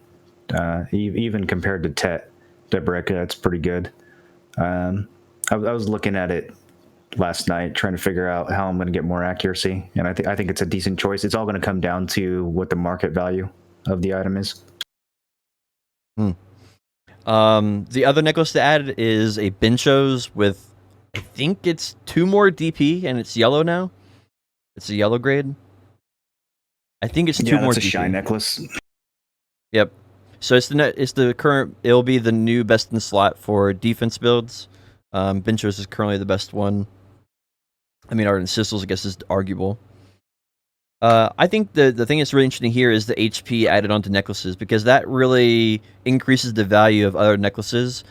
I don't think 150 HP is a lot, but I'm wondering if they'll make it where you can stack maybe a few of these on something, and that'd be pretty cool. I mean, it's a Eye of the Runes ring necklace. We don't need to get super carried away with that. Yeah, but you can just pick any necklace though. That's the you thing. Can just put it on any. Oh, okay, that's cool. Yep, it's like a Garmoth heart, but for any necklace. Neat. It doesn't change the grade of the item. It's still yellow grade, which that was interesting. Maybe they'll change that. I don't know. I like stuff like that. The only thing I really don't like about like Garmoth and stuff is the drop rate's fucking dick. Yeah, it's hard being able to enhance your gear like that with a substantial silver investment. It's just kind of that incremental growth, and I think that's a pretty good thing. That's what kind of sets apart. Like, it doesn't seem like a big thing, but if you've been playing this game for a long time, having all these Garmoth hearts and additives to your gear and stuff like that really adds up. Yeah, they do. Absolutely. This was a really cool update they did. By the way, Hudum or Sylvia or Elvia or whatever they're calling it is out on Korea. So that's actually out in Korea now and being played by the Koreans. So we'll have to see that. I guess they assume it's done now. It seems kind of rushed because I played the Global Lab update and none of the mechanics are working. The items weren't added to the game yet. All the grind spots weren't balanced. And then all of a sudden they were like, all right, we're done. Here you go, Korea. And it just seems like we didn't get to playtest that. So they'll figure it out. I mean, they always do that with grind spots. They released Stars In, and Distortion wasn't even in the game for like a month. Like, they'll figure it out. Yeah, that's true. So looking forward to seeing what comes of that. Hopefully they'll do some more iterative changes to it. This was a really cool update though. They did there's now Super Armor, Phone Guard, and Invincibility indicators in the game that you can turn on and off. This allows you to basically see when you're doing an ability. There'll be like a little icon by your head. This is going to do 2 things. First thing it's going to do is infuriate people when they realize how little of some of their animations actually have super armor on them. Mm-hmm. That's because they did this in Shadow Arena. They added like a blue glow in Shadow Arena when you have super armor, and all that did was elucidate the fact that half your abilities that say super armor had like a 0.2 second super armor window on like a second and a half of animation, and that's why you were constantly getting knocked down. So that's the first thing it's going to do, is it's going to show you how shitty some of your super armors actually are. Looking at you, Gravedigger. And then the second thing it's going to do is make it even more frustrating when you desync, because you're going to be able to very clearly see that, yes, you were in fact in super armor when you got knocked down by that Sork, and get fucked. Download a better VPN. I think some people are going to be really surprised because a lot of people assume the Sork iframe ends after the Sork lands, and it actually continues through the entire animation of her swinging the scythe. So I think a lot of people are going to like that. That's something that took me a long time to learn. I once I learned that, I was like, I thought you were going somewhere else with that. I was getting worried for a second. No. I mean, memes aside, this is like actually an excellent change that we've needed for years. I just hope that it like works. Yeah, I mean, it's just gonna make it where it's gonna be obvious the things that are poorly managed in BDO. I mean, that's a lot of things that a lot of the reason why a lot of things are so bad in BDO is because they didn't have the clarity on them initially. The players gave feedback, and then like we got like AP brackets and stuff like that, you know, or what was the things called back before after AP brackets? I can't remember what it's called. Renown, yeah. We had like Renown, and so there's a lot of things like that there was miscommunication between the players and the developers and node wars and like how classes have each of their own balance versus each other class, and it's like all this mystery and vels and stuff. Like we still don't know how our AP scales on our PvP abilities because there's no way of seeing it. The only way you can know is by hitting somebody with your ability. Damage reduced. Yeah, that's it. Like they recently buffed. I think it was they buffed one class by like Kuno Awakening. They buffed Kuno Awakening by like 17%, and they said 17% PvP bonus. And now you have like, what does that mean? Like, which abilities got And they said around 17% or something, because that means some abilities got buffed more, some abilities got buffed less, and it's the smoke and mirrors type thing that is frustrating because it doesn't allow the players to give accurate feedback in some cases, and we can feel it. We can feel it out, and maybe Big and Shiny can do a test with it, and you see HP go down by X amount. But for the general public, that's just no one's going to look at that after it's buried in Reddit. No one's going to go back and find that, and it's only a handful of people who are actually going to have that kind of knowledge. And I think this type of indicator thing is something you really need to do on a lot of things. The very next thing I hope they do after this is follow up with balancing some of the super armors people complain about, and maybe remove some or make other ones last the entire duration. I don't know. This can't be the final step, in my opinion, because this is just going to make people mad. So this can't be the final step. It'd be excellent to pair this with better servers. I think that would be, I think this is like, as you said before, Moreland, this is going to show off a lot of their sins. And I think they'll only be able to hide behind internet connection or get a better VPN or whatever the case is for so long. When it's such a rampant and terrible, like I play an emulator game that is not for profit, that receives half of what they need to stay whole every single month, and the amount of desync in the PvP in that game is non-existent.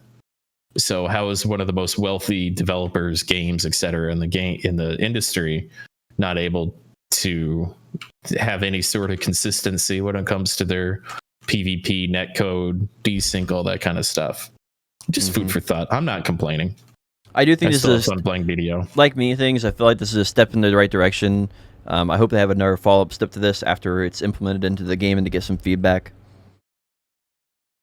Let's see. They're adding a controller UI for PC. It's still under development, but it's on Global Lab.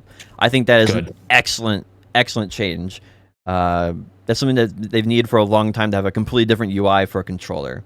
So, big fan of that. Apparently it's going to be different than console a little bit, which I guess is appropriate. Well, they did. Oh man, this happened while the whole Node War rework happened, and we didn't have a whole podcast to talk about this. Oh my gosh. Has it happened? Once it's actually in Korea, at least, then I'll feel like it's happened. Until then, I mean, how many iterations of this are we going to go through? Like, they've been reworking Node War for 2 years. I'm not jumping at this. I'm not until it's in here, right? How many they had Thornwood and shit in there. This is too important for me to like do a backflip over or get really super excited about. Right? Let's have it implemented in the game, and let's, then we can have a big fucking sweaty discussion about it. And then it's going to be weeks and weeks of conversation fleshing out too. Well, but as far as it just being in global labs, I'm not. Well, I'll bring up a few generic topics, and we won't have to go into them in depth because I think that the nuance of the subject doesn't matter right now. I think that's obvious, as you guys said. I would love to pick apart the new Node War system once it's actually in at least the Korean version of the game. Yeah. All right, so quick overview for people who don't know what happened, just for generic information, and if you guys want to talk about any of it, we can. They basically have changed Node Wars to be to include Kama Sylvia. So there will be Node Wars in Kama Sylvia. We'll have to see if they expand it to other regions. Node Wars are being changed to Region Wars, and then basically every node will be active at the same time. So the way to think about this is Belnos might be on Monday and Thursday, and you'll have nodes. All the nodes will become active at the same time, and you'll have to either defend or attack a new one. This is the generic way of thinking about it. It's an interesting. I don't know. It's an interesting change to the game overall, but there needs to be more iteration on it, in my opinion. I think the gating of the nodes and the times and stuff like that to specific days. So if Balanos turns out to be like the T1 zone, you have to be free on Sundays, Mondays, and Thursdays at 9 p.m. Eastern to play Node Wars where you're willing or capable or geared enough to play. I don't know if that's really going to age too well.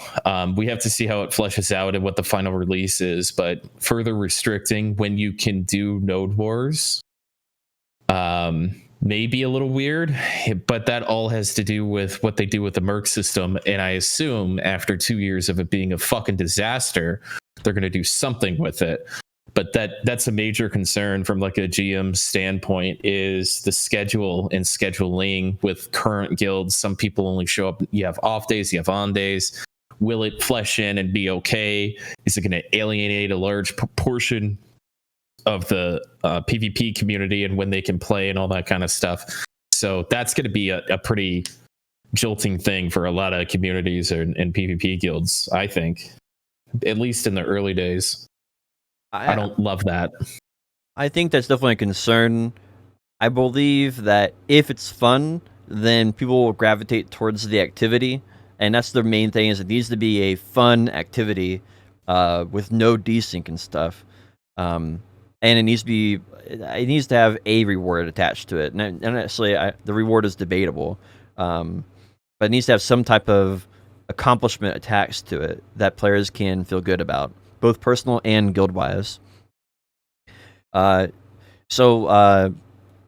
like, and then we have to consider the terrible idea outside of the planes on Kama that it is to open that up to Node Wars. I mean, just like running through there. If you've ever built a base, Moreland? Yeah. You want to do it in Kama? Outside of Navern Steppe? I'm trying to think where else you maybe Polys could build a base, right? Like maybe Polys might be okay. Polyforest has spots. Tooth Fairy Cabin has a few, not many. Yeah, you could build stuff out in like over by Mirmok or whatever his name is. Offentet has a huge opening. Tough. Oh man, all the stuff that's like by Faddis, like all the structures that aren't destroyable in Faddis is going to be like another southwestern Calpheon. That'll be interesting. That won't be too bad. And there's plenty of openings over at Ash Forest where the mobs sit, because those crystals will probably despawn.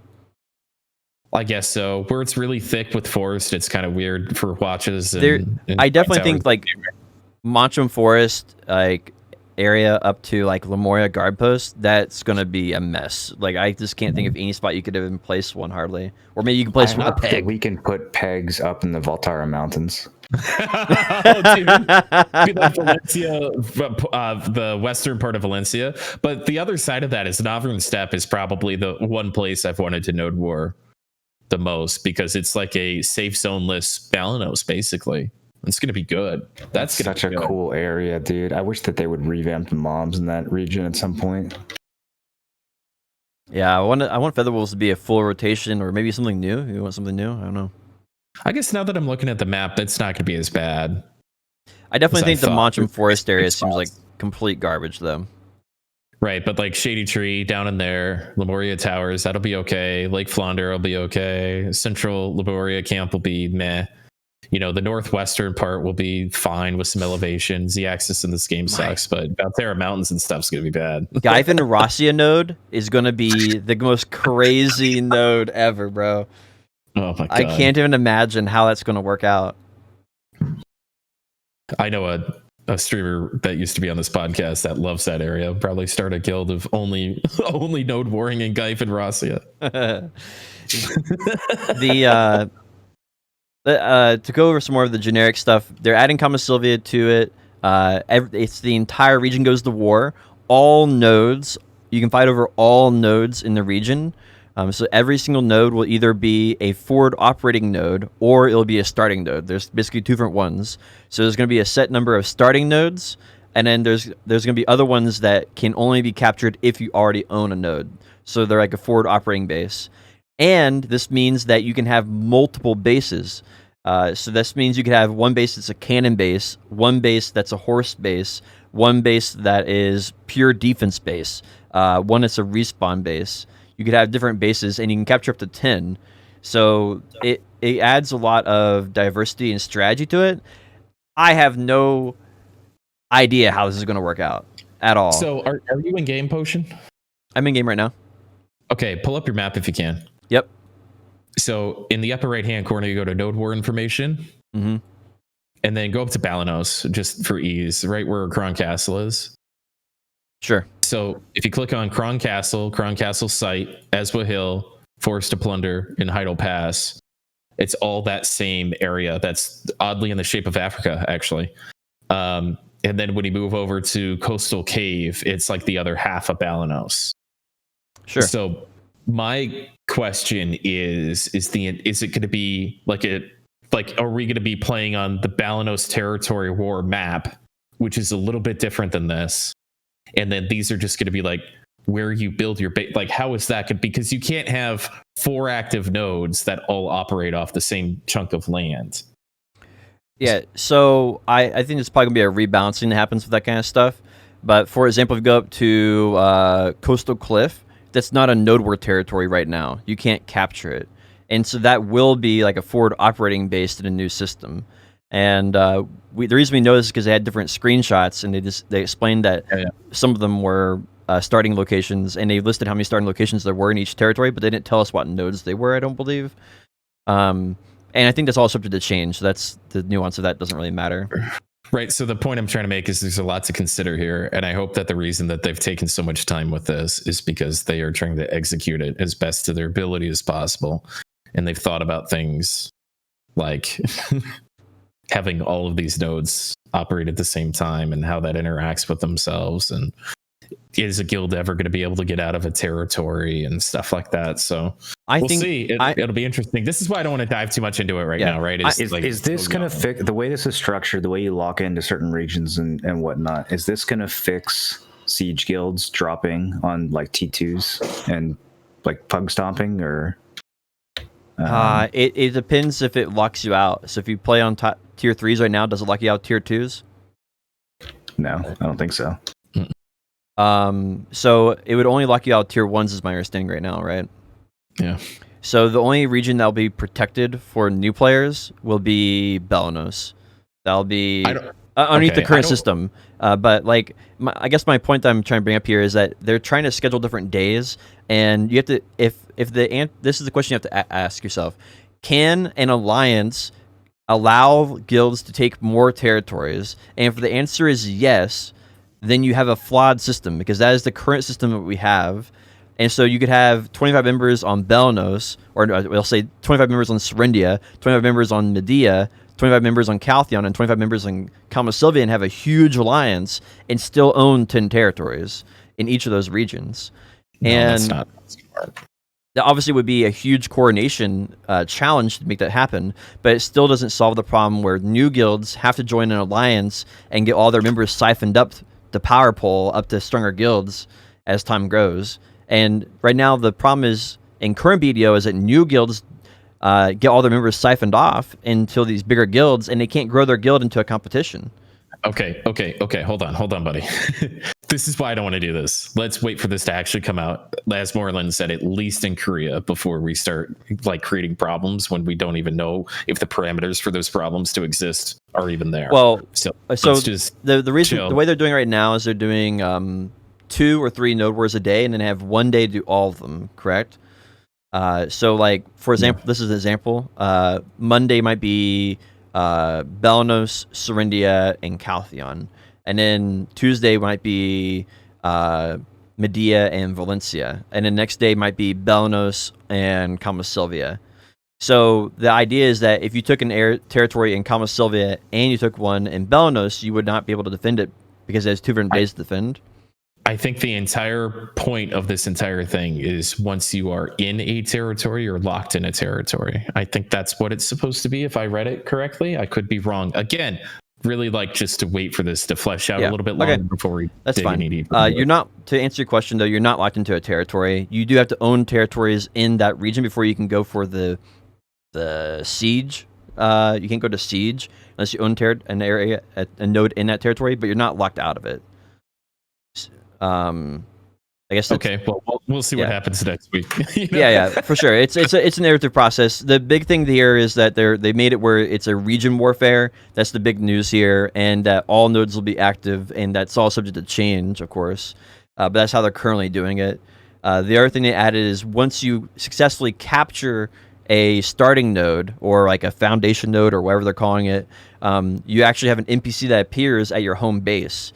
And this NPC will sell you a Caphras box for really, really cheap. Gives you like 50 Caphras for I think 75 million. So it's a very, very good deal. They also you can buy one of each of these, by the way. You can get like a 20 stack, 30 stack, 40 stack, and a 50 stack. Every time that you complete a node, you can get one of these. So that encourages people to do this. Another thing you can buy is you can buy 2 crystals. One of them is going to be a crystal that allows you to upgrade the special defense crystal in your chest piece to a Wanban and Jin. So this is why a lot of people bought a couple weeks ago a lot of BMCs, because they're anticipating this new Wanban and Jin for special attack evasion being added to the chest piece. The other one is you can upgrade your existing awakening crystals, and it gives them I think attack speed, cast speed, 1% attack speed, cast speed permanently. Oh god, are those actually going to be good? Got to redo my crystals again. Maybe when it comes out in like 9 months from now. So those are there was one more thing in there. I can't remember what it is though. Those are the big changes for Node Wars though, especially the crystals. The crystals are going to be the crystals and the fel stacks are going to be the main driving force, I feel like.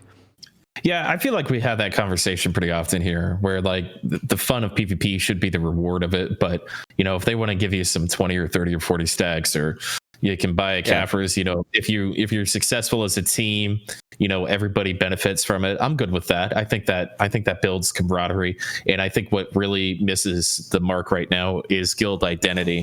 You know, being a part of a guild really holds very little value, especially when you have like Merc leaderboards and stuff. It's probably more notoriety if you just Merc out and get a bunch of kills and move around and stuff like that. So being rewarded for staying within a guild was one of the reasons I hated building a siege guild from the ground up, because it just really didn't exist. So if they're thinking in those terms, that's a step in the right direction.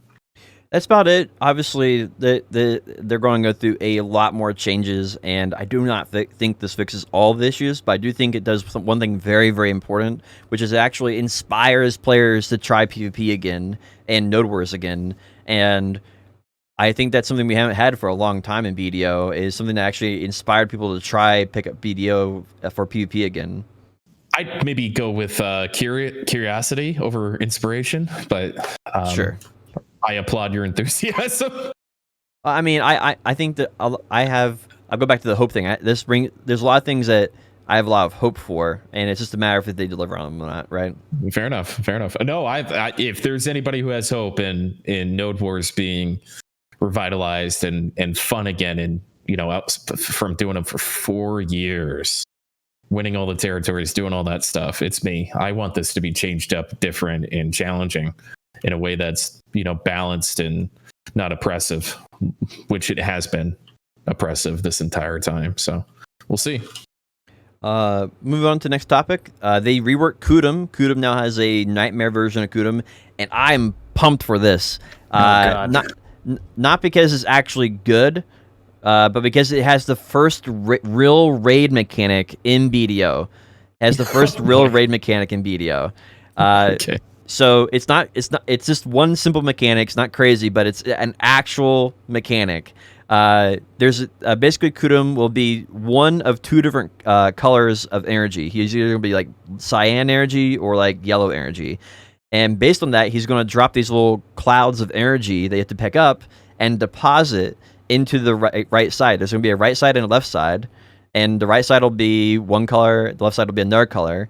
And if your team does not, like everybody around there doesn't deposit on the right side, then you don't get all the rewards. I think I don't think this is going to work out very well because it's going to be a whole bunch of trolls. They're going to put in the wrong one anyway.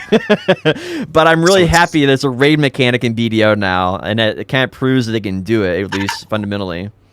Isn't that a thing that they do with like rats and squirrels and stuff? Is like they reward them when they put the nuts in the right spot, and they zap them when they put them in the wrong spot.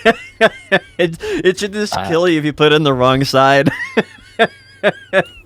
The mechanic so this is for a public boss. There's a mechanic where you have to grab energy and go deposit in the right or wrong area. Correct. This is going to be a disaster. Yeah, they've never played this game. This is going to be a complete disaster. We can't even get people to like cannon Maraca. I'm really curious on the balancing mechanism for it, because I want to know if it's every single server and then they all have to do it correctly, or is it like, how much freedom is it? How many times can you fail? What percentage? Do you have to get like 60% of them right? 51% of them right? What percentage do you have to have? How easy or hard is it? That's a fair question. Or is it like platoon based? Is it going to be platoon based? Like, are the rewards like if your entire platoon does it right, then you get a reward? I don't know. Yeah, like if this was like a guild or a group mechanic where people are actually incentivized to work together and do things properly, responsibility. That sounds great. On a public boss. I like the idea of a raid mechanic. I don't care about anything else about it. It can be a complete flop. I'm happy that this proves they can do raid mechanics. That means that they can actually. Does it prove that? Well, well, I guess we have to do it once and make sure it works. I guess. Good luck there. But I hope this is the type of thing they're going to put into the dungeon as a party grind spot. Because that's what I really want. I really want that type of thing in a dungeon when you're in a 3-man party, 5-man party, whatever it is. I think that's what I want to see. I want to see these not crazy hard mechanics. Just like pick up an item, go deposit over there. Oh, kill that monster before he explodes, or whatever. Simple raid mechanics we find in other games in an actual dungeon. I'd be so excited if they did something like that. Anyway, the reward for this, if you actually accomplish it, is you get a special alchemy stone that gives you a unique ability. It has a 5-minute cooldown, 10-minute cooldown, something like that. But it does the blizzard that wizards and witches can do. It's like that, but it's lightning, and so you have all these lightning bolts that come around in a huge area effect. So I think that there might be some use cases in Node Wars and Siege for that. That'd be really, really cool. So I don't know. I think it's going to be a complete mess, but it's the first thing I thought was awesome in BDO that they added in a really, really long time. And it gets me thinking, at least. Hopefully they can manage and balance it out properly.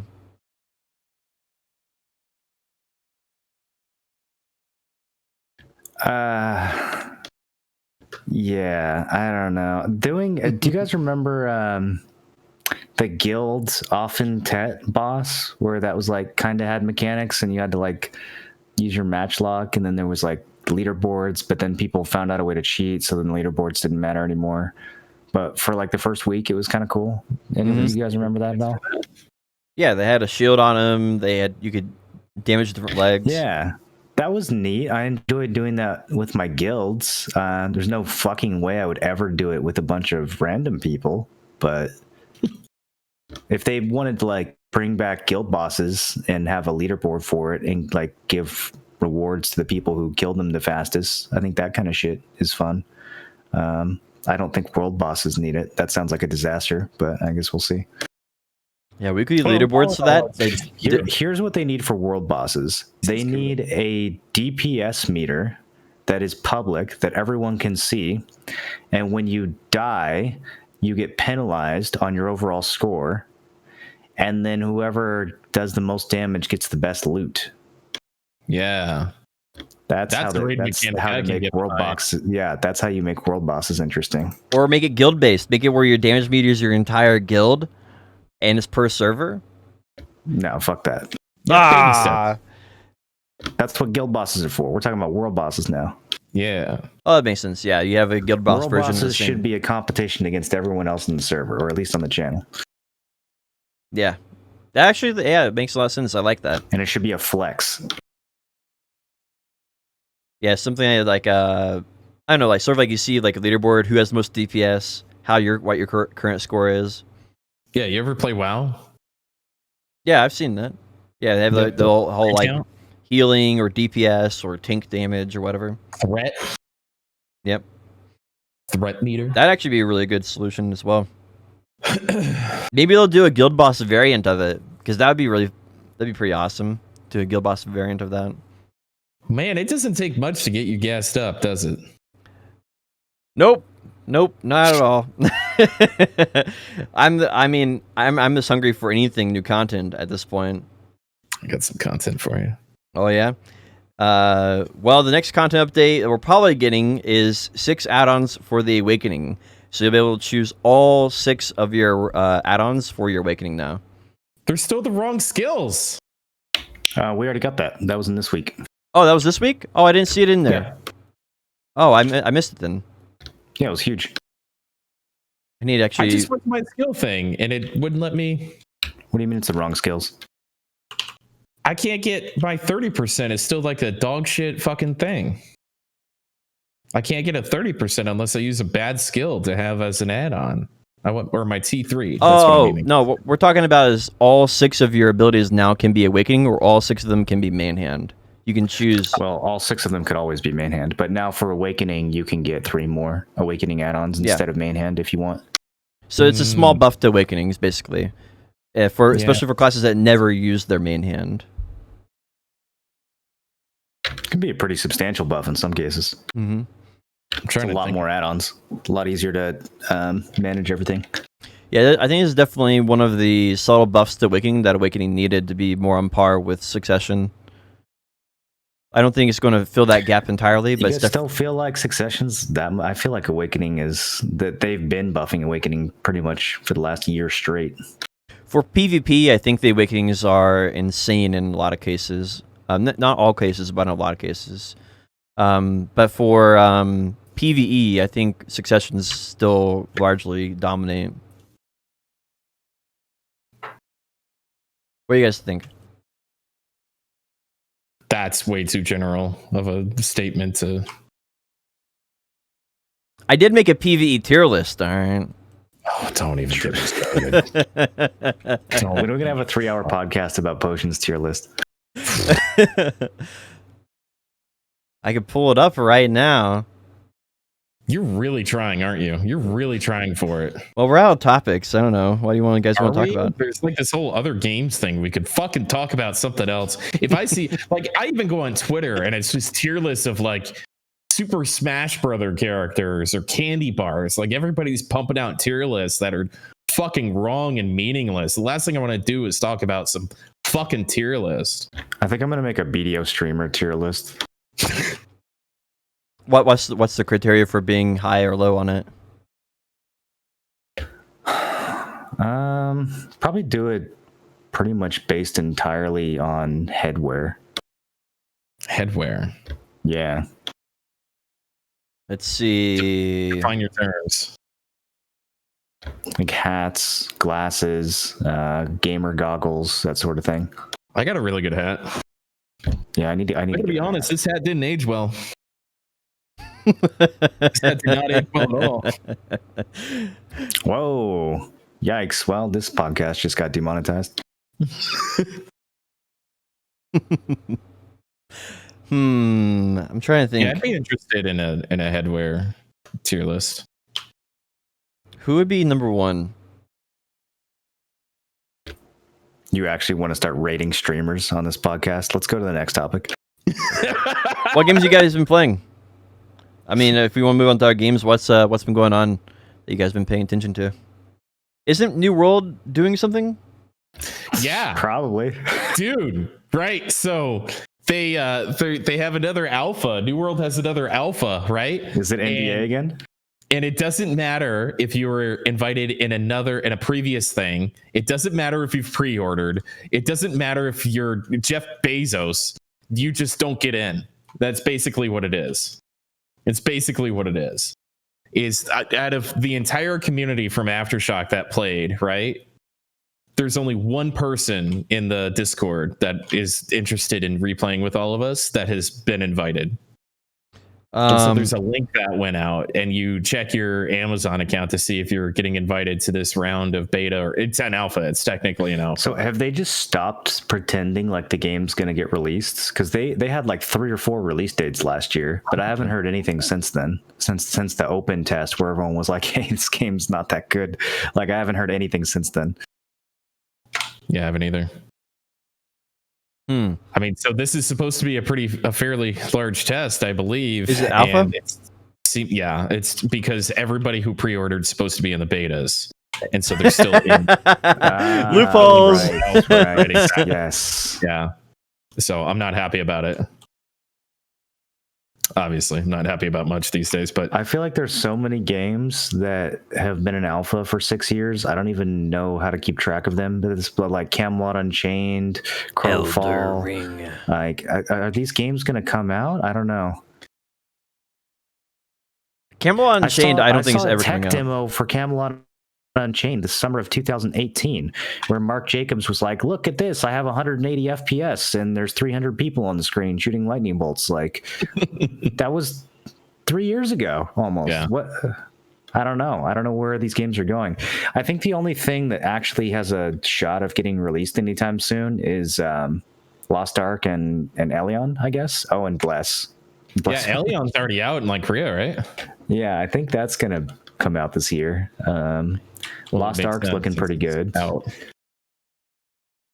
When do you think Elion would come out? What would be like the best window to release it? Probably Q2. Like, as a marketing thing? Yeah, I'm just kind of curious. Anytime. Everybody's pretty hungry for a decent MMO. That's true. Yeah, I haven't heard anything about Shadowlands. Everyone was like super hyped on it, and I haven't heard anything recently. I feel like everyone got what they needed to get out of that and is ready to move on. Right. It's like a WoW expansion. They're like, "Wow, this is great," and then that was like lasted like a week. Right. It's a WoW expansion. Like, But an actual good one. I think that was actually good. I really kind of thought it would have more longevity, but it makes sense, I guess. Yeah, I was thinking about playing it when I got back from vacation, but then in January, like, no one cared about WoW anymore, so I just didn't.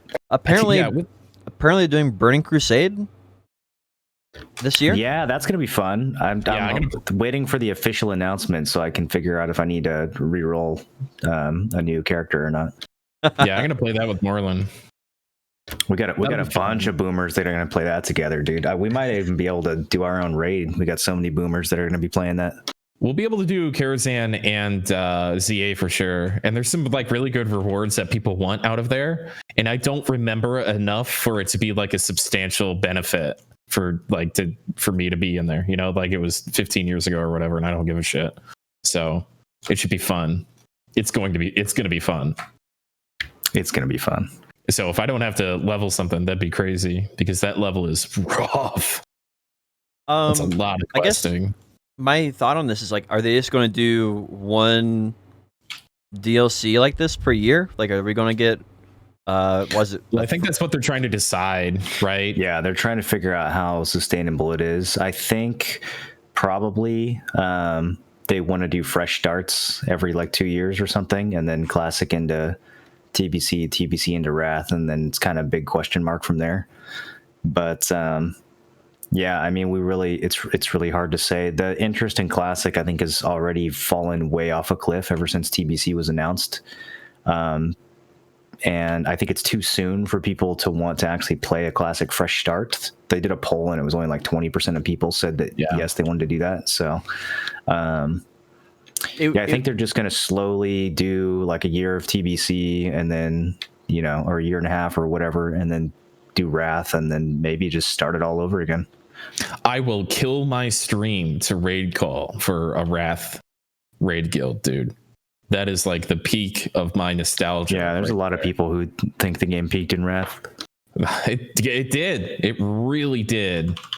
For a lot of reasons that we don't need to talk about right this second. But Ice Crown was so good. And then TOC was so good. Ulduar was amazing. Like, just all this shit was so good, man. Maybe what they do is they just do like a 4-year cycle, and then they just do like first original release, Burning Crusade, and then next 2 after that, and then they restart again. So every 4 years you get a fresh start, and that's enough time for people to get all their. They gotta be able to figure something else out besides just restarting the same content from 2003, 5, and 9. I mean, that's what we would like to see, right? Like, they could make Classic a ongoing thing if they just did, like, you know, hard modes for the raids and just got rid of like world buffs and the other annoying shit that makes Classic really tedious.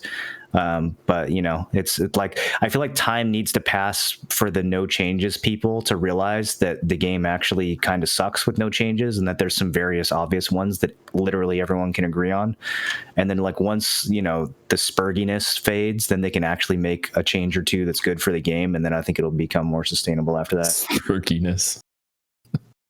Yeah, I mean, I think you're right on the point there. There's a lot of people who they need to experience how shitty it is not to have updates on things that are really big issues. And like, I get the whole no changes thing because people didn't want Classic turning into BFA, which is absolutely reasonable. No one wants like modern WoW leaking into Classic, but that's not really what we're asking for. Like, getting rid of world buffs and raids is not like BFA invading Classic. It's just something that needs to happen so that you don't have to spend 17 hours of prep every time you want to do 2 hours of raiding. Yeah, it's just a little bit balancing. So mildly related, I play an emulator of Star Wars Galaxies that is specific to a patch, 14.1 pre-combat update. And there's a couple of classes that have funner versions. Like, there's a creature handler that you can play that is completely disenfranchised in 14.1. But is not in other patches. So there's like people are like, hey, so what if we just brought, you know, the creature handler update from, you know, this patch over to 14.1? You know, what if we just got rid of this? You know, new game experience has that. What if we just creep this in here and just make like our own version of 14.1? And the devs in this have been like purists about it. They're like, if it's not 14.1 accurate, we're not putting it in the game. And I don't know if that's good, you know. I think that there could be some quality of life things, and they've added like 1 or 2 things that apparently we're not allowed to bring up to them, and they come into streams and stuff every once in a while. But 14.1 is an excellent patch to pick, which is cool. But, you know, if they take some things that were added later in the game, even like just graphics or whatever, it would be such a better experience. So I think if they redo, to bring it back to World of Warcraft, I think if they redo the classic experience, they should bring in some of those like quality of life and obvious things that may have seemed like a good idea in 2004, you know, that really didn't age well. And, you know, just develop with a little bit of hindsight, not necessarily bring in Shadowlands to classic. Yeah, it makes sense, honestly. Because, I mean, it's like sort of like you're not going to make a perfect game the first time, you know? It's like, even World of Warcraft, which has so many great parts of it, there's just little small things that, you know, you figure out or you get tired of or they get annoying over time, right? They just don't have good longevity. Yeah. When are they doing another Last Oasis reset? That's what I want to know. That's going to be a long time from now. I wouldn't hold your breath for that.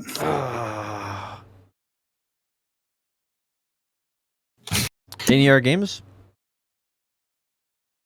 I mean, I could talk about Star Wars Galaxies till I'm blue in the face, man. I'm having so much fun. I can't even believe it. When are they going to do a Star Wars Galaxies 2?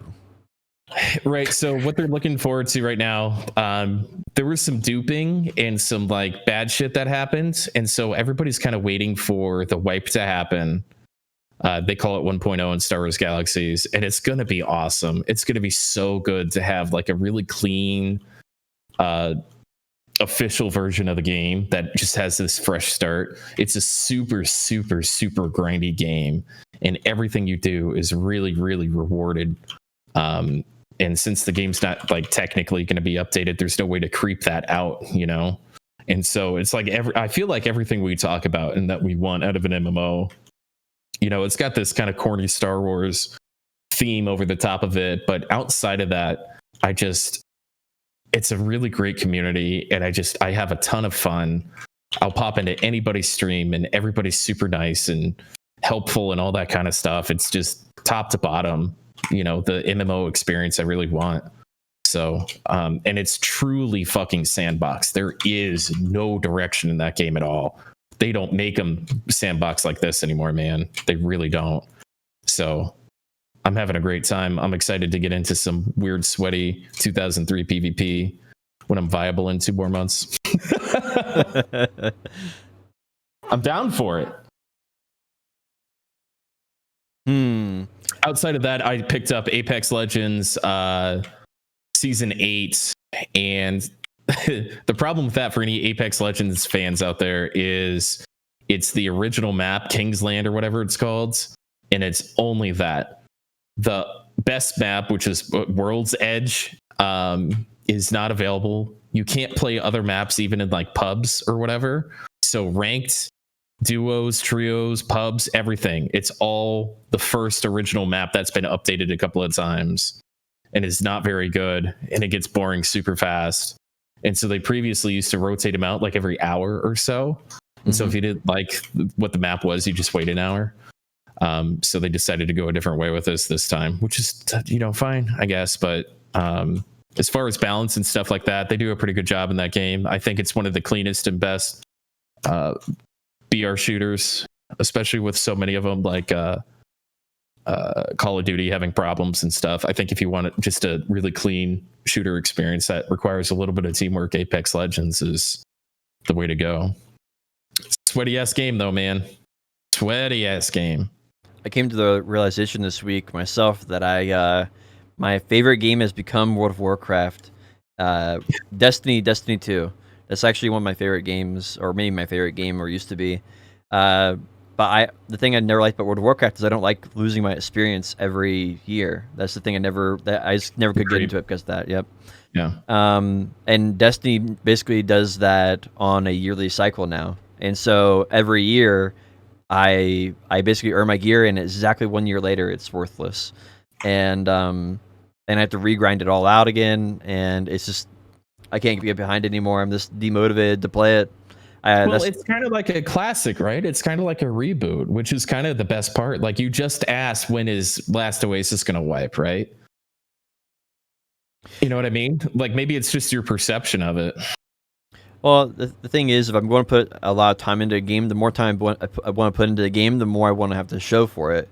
And for games like Destiny now and Path of Exile and World of Warcraft, the more time I put into them, I don't have anything more to show for it. I might have a few more titles or a few more mounts or something, but it's just like it's not the thing I care about. And game knowledge and stuff like that, I think is pretty.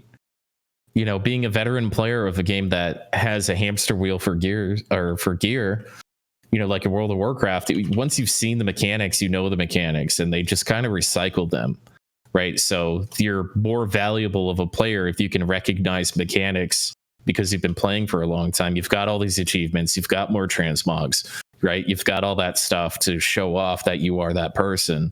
And I'm going to kind of buck you a little bit if you want to pretend that cosmetics from playing for a long time is not a reason to play. Like if you really love a game, you're going to want to look cool while you play it, even if you have to pay for it, which a lot of us do. So I think your mindset on that's just wrong. If you love the game and you want to keep playing the game, you get like a little bit of a fresh start on it, but you still have all this knowledge going back into it. And so you just re-gear. I think there's a different way to skin that cat. It's just a personal preference thing, right? Some people prefer to have long-term progression and then buy cosmetics. Other people prefer to have short-term progression and the long-term progression be cosmetics. So I'm just not I'm a fan of long-term progression, and I have to buy my visuals. That's how I prefer. That's how I like. Okay. That's just my personal preference on things. That's why I like League of Legends. League of Legends, despite not having any like character long-term progression or like gear or anything like that, I still get to level up my account. I get to earn different tiers of play, and it gives me different borders and stuff like that. Like there's a sense of progression there that I can get from the game, despite it not actually having any long-term progression. And they struggled with that for a long time in the early days. They did.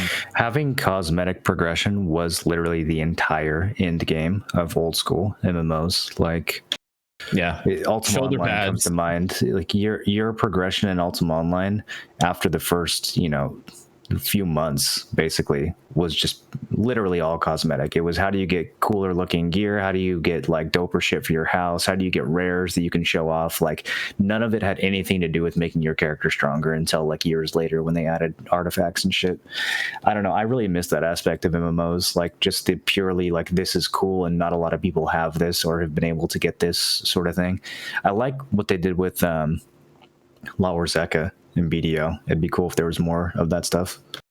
Yeah, one of my favorite comments on my YouTube videos for Guardian, I still play Guardian with a Gillion, and then I hide it, and I just have like my Dead God armor, and then everything else is dyed to match, and I hide all of my costumes. And my favorite comments I get in my YouTube videos is, "Whoa, my God, you look dope, dude! What costume is that?" And I'm like, it isn't a costume, actually. It's just the straight armor. But yeah. Yeah, I mean, I guess the main thing is monetization ends up coming in and conflicting with that, because I think both those can exist at the same time, right? I think you can have long-term progression and you can have visual progression at the same time. But if you do that, then it's at the suffer of some type of monetization. So the only way you can really do both of those sufficiently is a subscription model. That's really the only way. And it's just not, the only game that has it right now is World of Warcraft. Final Fantasy. And Final Fantasy, excuse me, yes. I brought that up the other day. I was talking about Star Wars Galaxies, and I'm like, I don't know if they can make a game like this anymore. Subscription base is kind of dead. And they're like, well, Final Fantasy's doing pretty well. World of Warcraft's out there. And I'm like, yeah, okay. Yeah. All right. Well, I know, it's definitely a problem because they gotta make their money, but at the same time, there's a cost, when you base that around visuals or progression. How does ESO monetize? Because they don't even have a sub, right? They just box price. Is there like a premium sub that you end up buying? I think this is cosmetics and stuff. I don't think they do a whole lot. They come out with expansions. There is a box price on it, and then they have expansions pretty often that you have to pay for. So it may be like an old school box price DLC thing, but I played ESO without paying monthly on Xbox. I remember that. They might be baked in with their Xbox Live Gold, though. Premium, not a sub. So I guess like a value pack kind of thing. I probably should give ESO a second try. They've changed it so much since it originally came out. It's a fun casual game with a little bit of story, but the end game is weak. Yeah, I hear the end game is based on combat, but I'm not really sure. I don't know. That's about all I have to talk about. No. Mario, you got anything? Shout out to SWG EMU. If you guys ever played Star Wars Galaxies, go to swgemu.com, sign up and play. And if you need help getting started, pop by the stream, and I'll be more than happy to give you some free stuff to get going. Do you guys have any special content on your channel this week, or anything you're working towards that you want to share with everybody before we end it out? Do a little selfish plug. Probably going to be raw tapping my Kudum. Nice. Good luck. And then if the Ocean? stacks goes well, probably going to raw tap a pin accessory. You can find me at Potion Shop TV. I've recently made a PvE tier list. And you can check that up in my chat by doing exclamation PvE or exclamation tier list. All those work. So that's my big thing for me right now. Hopefully I'll be back to streaming next week. Be my on the right sleep cycle. So we'll see. Me, myself, I got rid of all my sponsors and paid sponsorships and all that kind of stuff. I am just playing exactly what makes me happy on stream, which right now is mostly Star Wars Galaxies, a little bit of Apex Legends, and the obligatory BDO. But it's been an absolute pleasure, and I've been super happy to get back together with you guys. It's been too long. Looking forward to next week. We're probably going to have a conversation about time and date, make sure we're all good with that. But on behalf of Borland TV, Potion Shop TV, I'm Tim Allen 1337. Thank you guys very much for tuning in. Have an excellent week, and we'll see you next time.